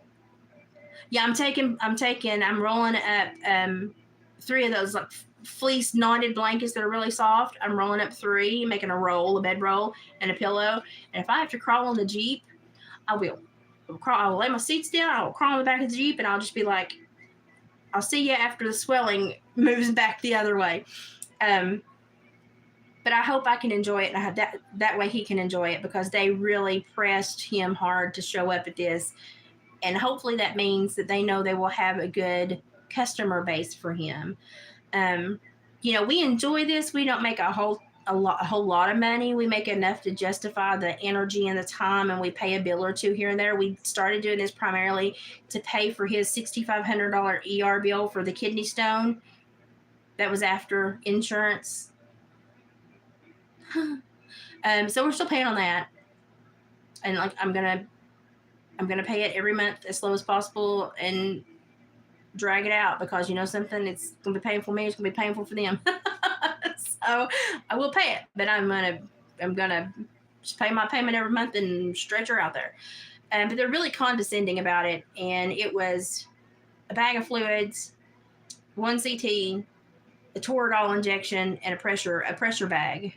And then the kidney stone from the ambulance ride, because it was wedged from the ambulance ride, and the bumps finally got unwedged. And when they put the pressure bag, it finally moved and dropped his bladder. And they did the CT to confirm it was in his bladder. And they're like, you're not going to have any other problem passing it. It was just stuck in your tube, because he's notorious to get them stuck in his tubes, but he hadn't had a kidney stone in like 7 years, 5 or 6, 7 years. And after they billed our insurance for just that, $6,500. Y'all, that's with insurance from a factory, an automotive factory that we pay quite a bit of money for. And that's why I had to leave that insurance, buy separate supplement for my Medicare that I pay for, and a separate pharmacy plan, and I have a separate vision plan, because what he has in that factory sucks. And he doesn't have any other options, sadly, but I had to, because if I get hospitalized, I can't. Just my 20% would bury us for life. So I pay a lot of money every month for my supplement, but they had also illegally defrauded our HRA account, and that got turned over to a state investigator. So this year they've paid a lot better and a lot more efficiently, and I think it's because they know I got them caught. But I'm no longer with them. David just is. So, but I have to pay all my insurance out of pocket, but I pay to where I meet my premium. It's a very small premium because I pay so much. But that way, in case I'm hospitalized, everything else is paid for. And so it gives me some peace of mind if I spend those 8, 12 days in the hospital. Like I had been hospitalized at least twice a year, and for a little over 2 years now, I've not been hospitalized. Knock on wood. But that way I have peace of mind in case I have another bad issue and I have to be hospitalized or air flighted or ambulanced. We also have an air evac plan. We pay annually for an air evacuation because we have no hospital. We just have ambulances and helicopters. So we also pay annually for an air evac plan. I'm telling you, they milk people in Appalachia to death, nickel and dime to death. But my premiums are hefty, but thankfully they pay really well. So there's very little that I'm out of pocket for now, which has helped balance a little bit after we got the transition done. But that big bill of his is still looking at us. And luckily, David is pretty healthy, so I'm hoping he doesn't have any more issues for a while. But that was a big hit to us. And so we decided, he was already tanning and doing stuff. He just decided to add some stuff to generate a little bit more interest. And so he sells a few other items, and every once in a while I'll toss him something I've made because I need to be restocked on my crafting stuff. I do my crafting basically for physical therapy for my hands and my motor skills, and my hands have been holding steady for the last year, and they improved drastically, and now they're holding really well. I still don't have the strength that I used to have, and the dexterity is still reduced, but it's not worsened, and the tremor doesn't happen very often anymore. When it does happen, I give it a couple of days and I have to walk away from everything because it's pronounced and I can't function. I can't do the fine stuff, but it only lasts a few days and it goes away. And so I'm not dealing with it every day like I was. So this has benefited us in a lot of ways, but David just is trying to pay the hospital bill. The ambulance bill was $800, and then the hospital bill was $6,500. And they just looked at me and they're like, how would you like to pay? And I was like, I don't know. And they're like, well, would you like to put it on a card? And I'm like, I said, I'm a turnip and you're asking for blood. And so I pay a little over $100 a month on the hospital bill. And then David has almost got the ambulance bill chewed up. And so every time he makes a big fur payment or a fur sale, he sends the payments in the ambulance squad. And they've been really great. They've been like, just pay as you can. We know you. You're good for it. We understand. They've been really great. So we've tried to get that chewed up, which it almost is chewed up. And then the ER bill will just follow me for life. I mean, at this point, you know, and the thing is we were, other than where we did a small loan, we did a small refinance. Well, we had it paid for, and then we did a small loan because Haley's UT, her first year at UT was a little bit more expensive than we had planned because she didn't get a scholarship we thought she was going to get. So we had to take out a small loan on the land and house again, which it'd be paid for in no time. But we were almost done all debt. And then boom, kidney stone. But that's life, you know. You just got to go with it. And honestly, when people ask me for money, I'm just like, and then they're like, we'll take you to court and they'll put you in prison. And I'm like, I know everybody in prison. I'll just get dealt in on the next poker hand. But then I'm like, I owe you, like, I missed a $170 lab bill one time. I missed it. I don't know how I missed it. And they sent it to collections, and they got really hateful with me. And I was like, look, I just missed it somehow. I was like, I don't know if it went to the wrong mailbox, but I'll pay it. And they're like, well, we thought we were going to have to take you to court and put you in jail. And I'm like, oh, don't try to scare somebody that used to work for TDOC about jail time over a $170 bill. I was like, nobody's going to put my fat butt in prison where I would have to be in a special needs category in like segregated community and special needs for medical issues. I said, I would cost more monthly to supervise in a prison than y'all would ever get from me. I was like, so don't even try to, that don't work. I said, you might be able to scare somebody else. I said, but I know that's not how the real world works. I said, so just hang on to that lie for somebody else. And they got very upset with me because they couldn't intimidate me. And they were like, well, we wondered why you hadn't paid when you have a very high credit score. I said, I have a very high credit score because I don't blow money. I said, but had I gotten a bill, I said, I would have paid it. I said, but we go through, and we do. We have one mail carrier that we've had for like 7 years, but they like to hire part-timers. So the one that we have has 3 routes, and he never knows what route he's going to get that morning. And then they piece out the part-timers around him. And ever since they've hired the part-timers, I never know if I'm going to get my mail or not. The packages are pretty good, but like letters and I never know if I'm going to get it. Sometimes the neighbors will bring it to me, and then sometimes I think they don't know what it is, and they pitch it. But I never got a bill for that. I missed it. I would have paid it had I got it, because every time he has blood work done, it's about $178. It's what we have to pay after insurance. Kills me. And so I was like, well, heck, maybe we had paid ahead, or heck, I was like, yay, I hadn't got the bill, or I would have paid it. But they tried that whole big, you'll go to prison. I was like, 170. Lie to somebody else today. I ain't got time for this. I had somebody telemarketer call me today, and I was trying to work, do the dishes. I was letting my glue gun heat up, and the phone rang, and I tried to turn the phone, popped my hip out of socket again, was irritated, limped over to the phone, answered the phone, and he goes, hi, this is Marty with so-and-so. How are you today? And I was like, well, Marty, I was fine until the phone rang. And then crippled me had to turn, pivot, pop my hip out to answer the phone to talk to you, Marty, because you just want to sell me something I don't need, Marty. I said, I hope you know that I'm going to be in pain for 2 more weeks, Marty, because you popped my hip out of socket because I thought this was an important phone call. I was like, take my number off your list and don't ever call me again, Marty. So, Marty, you have a doppelganger that likes to call. He's a telemarketer, and he's a telemarketer for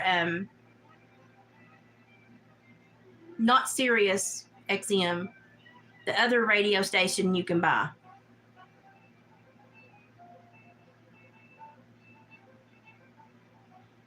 Pandora? Was it Pandora?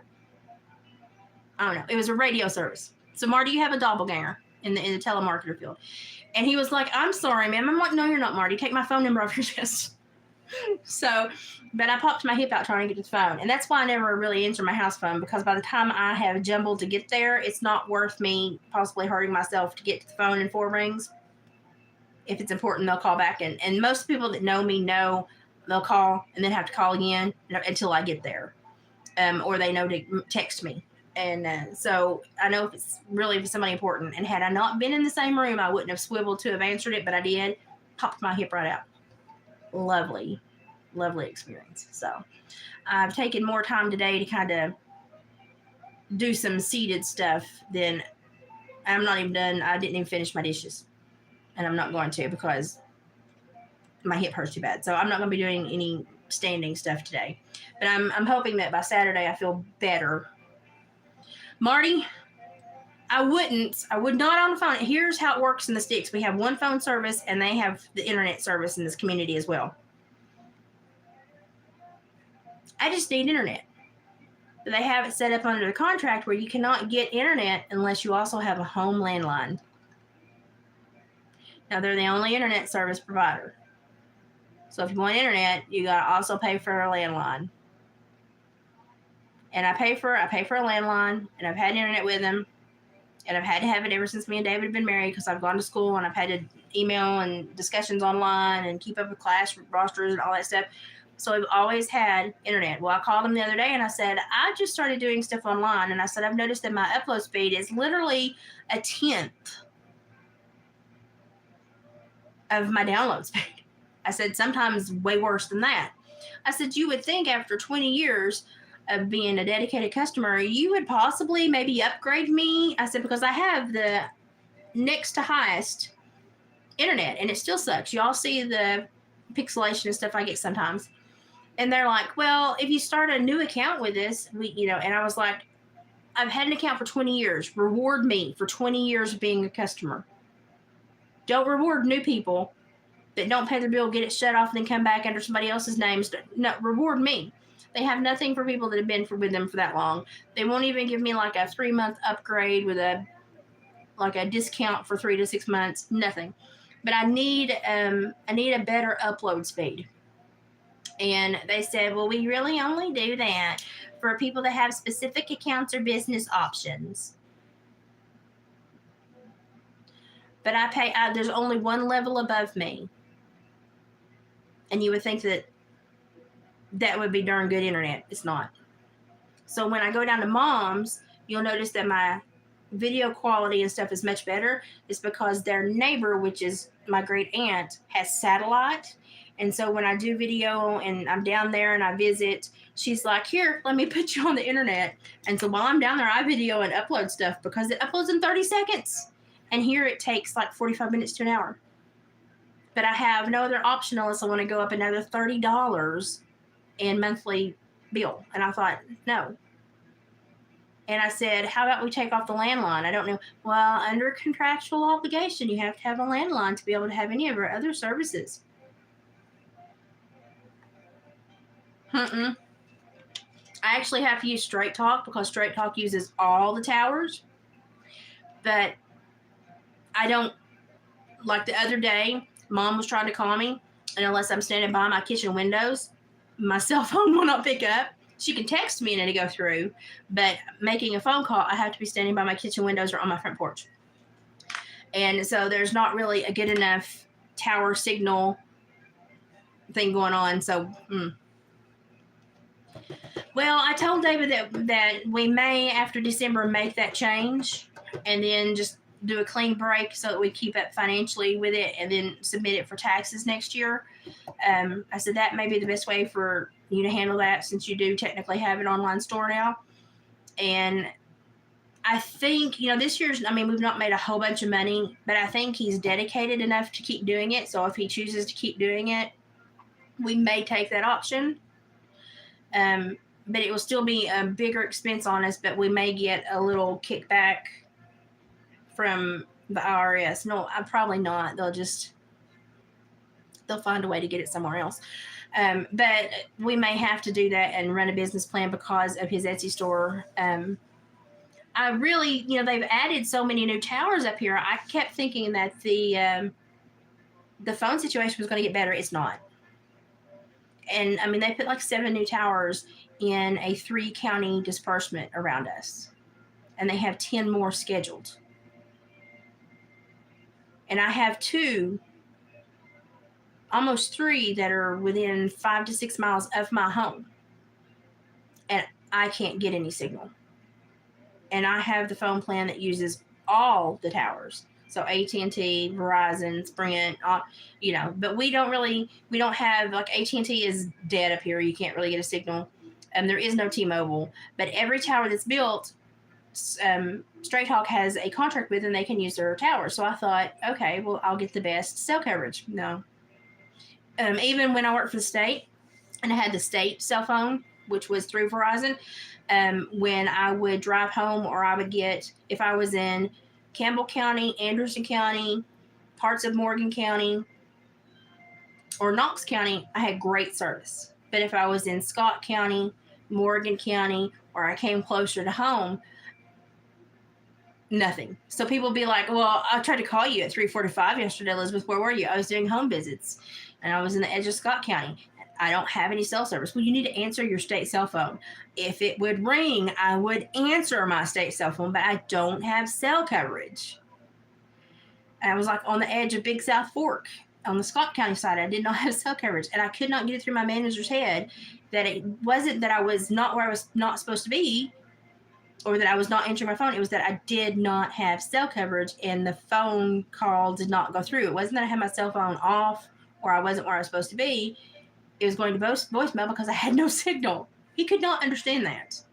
And so the next time he came out to do visits and audit me, I took him to that same spot. I said, pull out your state cell phone.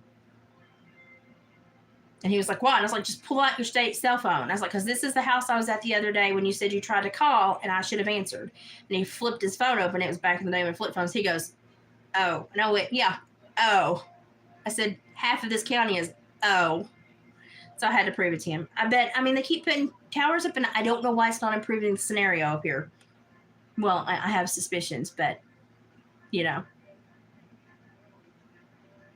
I'm lucky because we just got fiber optic. So my internet is probably better than most people in this county.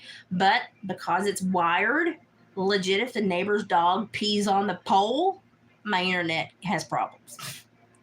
Because it's just that sloppily put up. They put it up super quick to say that they had fiber optic, and they put it up super sloppy. So if it rains really bad, y'all seen if the storms come through, it rains really bad, air, phone, electric, and fiber optic is. So it's just like, yeah, I know, literally. I'm like, I told the phone service, I was like, if the neighbor's dog pees on the telephone pole, the internet goes out. That's how sorry it is.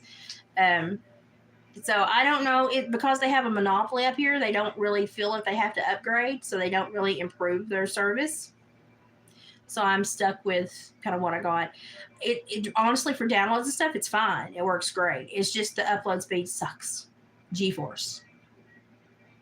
And I really want a better upload speed because the lives would look a lot better on replay, and I would be able to have people that would spend more time with me, even through the pixelation and the freezing. And my crafting would be more clear for you all when you want to watch it. And so we are possibly looking at going to business account next year, and we're just going to look at our finances really close. We're fixing to have the only other room. We only have the small note on this, and then a tiny note that we took out because I paid off my Jeep. I did a personal loan on it with a much better interest rate, paid off my Jeep, and now I'm paying it off, and I'll have that done turn of the year. So that will free up quite a bit of cash for us, which will help substantially, because I really was packing it to get that eat up really quick with that low interest rate to save myself some money. And so that will free up a little bit of money. And so we should be sitting much better by March of next year and have more options. So, well, that's the thing. They're not here because the service is so much better. It's going to go up like $29, $28.74, I think was what they said. I will have more options on my landline that I still have to have. Sorry, I don't think I need call waiting. Nobody ever calls me unless it's Marty from the telemarketer land. So it's just a lot of perks that they make you pay for that you don't need. But because there's no competition and they have a monopoly, I would think about getting satellite. My parents live down in the valley, and it works really well down there. But I live on top of the crag of the mountain. And because there is we're so high, we're above a lot of the towers, and we have a lot of mist, condensation, and cloud coverage that sticks around the mountain, and precipitation. And so the satellite, because I had them test it, and the signal was just not good. And a lot of the people in the area had gotten it, and if it was even a foggy morning or one of those days where the mist was not going to burn off till noon, it completely killed their signal. And so I was like, well, I'm not going to do that. Now, it works great down in the valley to where you don't have to fight with all that. But up here on the crag, we're completely surrounded by weather, and apparently for some reason it does not get a good signal. You would think we're closer, we're closer to Jesus, obviously we'd be closer to the satellite. Doesn't work that way. So we have a lot of weather interference. So satellite was not going to be an option, and it's rather expensive as well. So but I really like what my great aunt has done there. But she's also the great aunt that's very wealthy, and one son's a airline pilot and the other's a heart doctor, and she has an elevator in her house and owns the cattle farm that my dad operates. And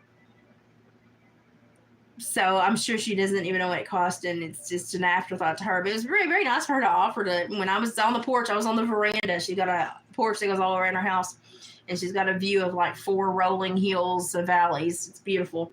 I think I've got a video somewhere where I show you part of the view. I didn't go all the way over to show you her house because that would have been nosy. But she gets great reception, and it was very nice of her to logged me in and let me use it while I was down there. That was very sweet of her. And it saved on my phone. So when I'm down there, I can still access it. And she's like, that's fine, Elizabeth, just use it. So when I'm down there, if I need to use it, I use it. And it's amazing because she's at the other side of the farm and mom and dad's at the other side of the farm, but I get the great service, but it won't work up here. And I've had 3 people within like a 2-mile radius of my house try it, and they were like, we had to stop it. And they're like, we had to pay so much on every month that we defaulted on the contract because it wasn't working as well as they said it was. And I said, well, I'm not even going to get into that. So, ow, pulled my own hair. I got to take my nail stickers off. They're getting really ate up. Yeah, that's the only drawback. Miss Adams, I don't think I've seen your name before. It's nice. Oh, there you are. You're laughing at me. I see you now. Nice to see you on here. Thanks for joining in. Yeah, Life in the Sticks has sometimes it's a blessing and sometimes it's a curse. When I'm trying to be effective and efficient and do things and like use platforms to help my husband's business and stuff, it's a pain in the butt because I really need those tech services. And then other times it's a blessing because I don't really enjoy social media and all that internet stuff. I mean, I like this, and I tell everybody it's great that I have this outlet now that I'm home. Because as my legs get worse and I'm going crippled, the world is shrinking for me. So this allows me to really still socialize and feel like I've met people and done something, and touched lives. And it's great, but it's still not a true replacement for the real interaction with people, like real physical interaction, one-on-one talks and around the kitchen table and at a coffee shop. And it's just not a replacement, but I enjoy it. And I love everybody that spends time with me because that's the most precious thing you can give somebody. But I miss being able to go out and not have to worry if I'm going to be able to get back home and up my stairs, or going out and going into flare and literally getting stuck somewhere and have to call somebody to come rescue me and help me get me home and get my vehicle home. And it's embarrassing sometimes. So I don't go anywhere alone. I might take myself 4 miles from the house. That's about as, like the other day I was at that thrift shop and the doctor, I was maybe 4.5 miles from the house, and that's about as far as I'll stretch it. I had to take myself to another county for an MRI back in the spring and a mammogram, and it could not work. They would not give David the morning to go with me, and Kim had to watch her grandkids. And of course, my mom cares for my granny at home, and my dad runs the farm. And so I was like, well, I'm just going to have to go. And my husband was physically ill at work because he was so worried about me. But I made it, but I was exhausted. But he was so concerned because I never know. This is like MS. I never know when it's going to get me. And I don't get as much of a warning as people with MS get. So when it does get me, it gets me quickly and harshly. And it's kind of like an, oh crap, I've got to get somewhere and get situated because I'm fixing to go down. So it's scary. It's very scary sometimes. But I like that the internet allows me to socialize. But, thank you. Yeah, toss me a prayer and good energy anytime you want to. I'll take as many as you want to send my way. I need them. But, it's great that I have this outlet, and I do love it. Like, I've made really good friends on this. But at the same time, the internet is not a replacement for real life interaction. And so I tell everybody that, even though y'all spend a lot of time with me, you think you know me, you never know anyone through this box. So be very careful of everyone you meet through this little box, because it's not real life. And I try to be very open and honest, but there are some very deceptive and manipulative people out there on this platform. And I worry that a lot of people get taken advantage of on this platform by others. And that's why I try to create a safe channel where we're like a little family and we take care of each other. And this winter, I hope that we've kind of made a deal if somebody is not able to buy groceries or somebody's needing household items and unable, if somebody's having a month where they've got a little extra, if we could pull it together and send a care package and take care of the people that are struggling. Because we do have, I do have some seniors, and I have some people that have medical issues like me. And so if this is like a little place where we kind of take care of each other.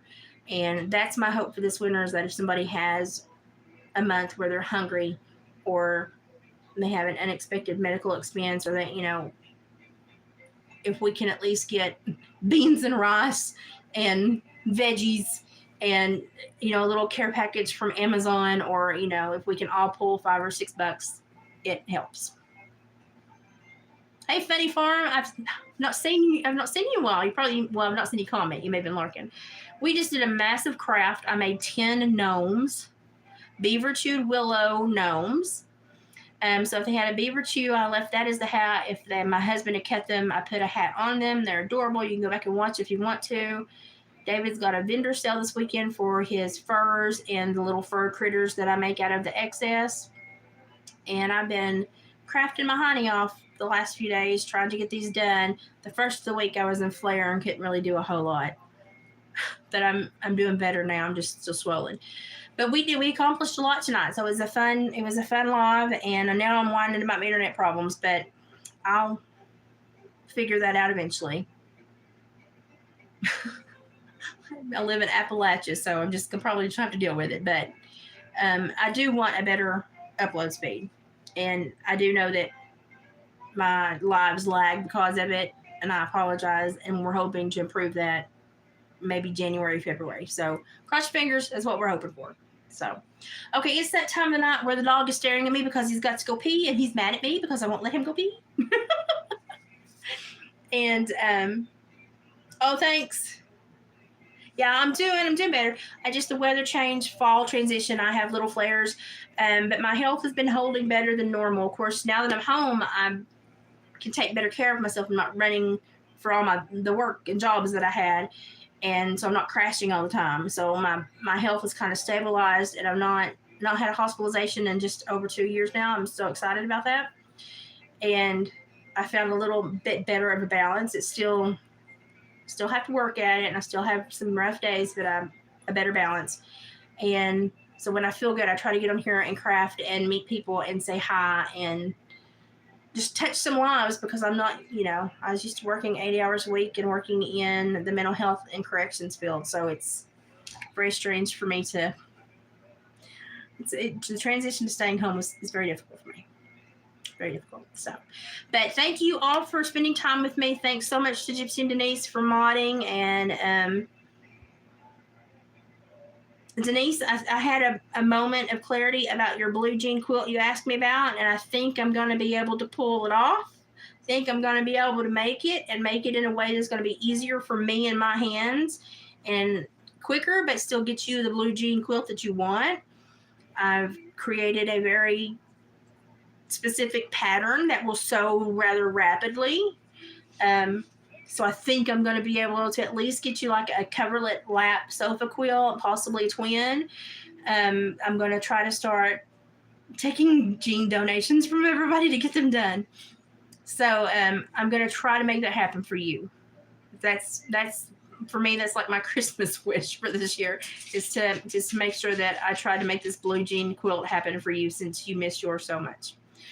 So I'm going to start trying to take jean donations from everyone around here and make that happen. And I may employ my mother to help sew. But we're going to try to make that happen. Otherwise, I'm digging through my quilt chest. I've got a couple more that I'm going to sell. One that I will offer for you guys. One that I've got to talk with my family before I offer. And Marty, you keep sculpting. I'm going to be sculpting here soon. I've got some stuff I'm going to be doing too. But if no one in my family wants to buy that peacock, it's like colors of a peacock, but it's a star quilt, then I will offer it as well. But it'll take a couple weeks for me to get hold of everybody and make sure, because when I made that, everybody went gaga over it. It's not my favorite colors. It's beautiful, but it's just, I'm not a purple, indigo, blue person. I mean, it's beautiful, but it's just not my house colors. So it's actually gorgeous, but it's just not my house colors. I will definitely share pictures of it. I'm going to get it out and launder it. I'm going to leave it in my cedar chest until I talk to everybody. And then when they make a decision on it, if somebody wants it, I'll launder it before it goes to them, or I'll launder it before I take pictures to post. So I'm just going to leave it in the chest until I talk to everybody. But the other one is small, so I set it up already, and I'm going to go ahead and try to get it in the wash the first of next week. It smells like cedar, but I'm going to wash it anyway. I'm going to get it in the wash and try to take pictures the first of next week as I feel like I can. It's a smaller one, but it's beautiful. It's a purple, but not, it's a muted purple with cream. Oh, you're welcome, Elizabeth. Come back anytime. So those will be coming up, and I'll be posting community posts about those as the one when I get ready to sell it, and the other after I talk to my family if they don't want it, I'll offer it online. So we'll do this one more time tomorrow night as long as my body can hang on. And Saturday is David's vendor sale. And tomorrow evening is going to be a special video for you all. Gypsy's going to be co-starring in the video, and Kim will be in the video as well.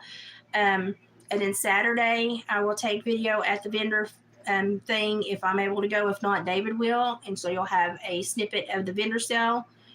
It's supposed to be at a very isolated, special kind of place. So I'm excited to see. I've never been there, so I'm excited to see it. So I'm hoping I get to go. And then next week, I'm probably going to break a little bit and only be on a couple times because I know next week my body's going to have to chill out. It's going to turn cold, and I'm going to be wore out. So next week will be like launder quilts, talk to family, share some pictures, maybe a video a couple of times, and then we'll get back into our regular stuff after I rest for a few days. So that's it. It's almost midnight. Dog's got to pee. I need to try to jump in the tub for a minute, and hubby should be home soon. And then tomorrow's going to be a fun day. I'm going to be with Kim for a couple hours out of the house. So tomorrow's going to be a fun day. So check in with you tomorrow. Thanks for spending time with me. And if you want one of these gnomes, I don't think they'll all sell this weekend.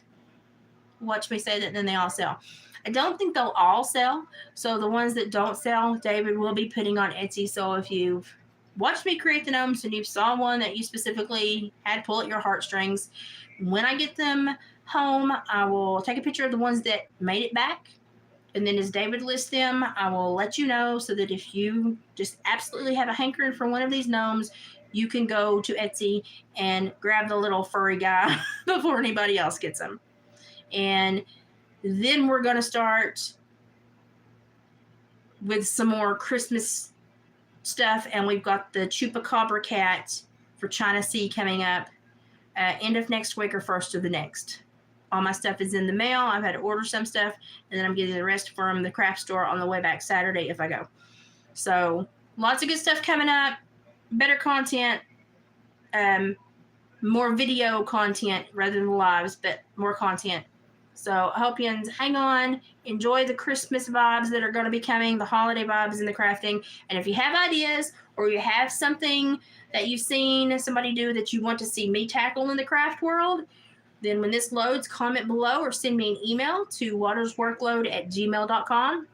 And if it's something I think I can actually do justice or would have fun at doing, I'll make it. If you send me an idea and I make it and it turns out good, I will mail it to you free of charge. So if you have a wonderful, mind-blowing idea that you want to see if I can do, get it to me. And if I pick it, I'll make it and I'll send it to you. China Sea will be getting her Chupacabra cat ornament after I make it. Thank you, Denise. I appreciate that. So going to be getting to the fun stuff, but I'm going to rest a little bit next week too. So, all right, potty break for Oscar, and then it's bedtime for everybody here. I will see you all tomorrow with a great video from a very special place about a very special person and 3 crazy women that are going to take over Pall Mall, Tennessee tomorrow. So I'll see you tomorrow, guys. Bye.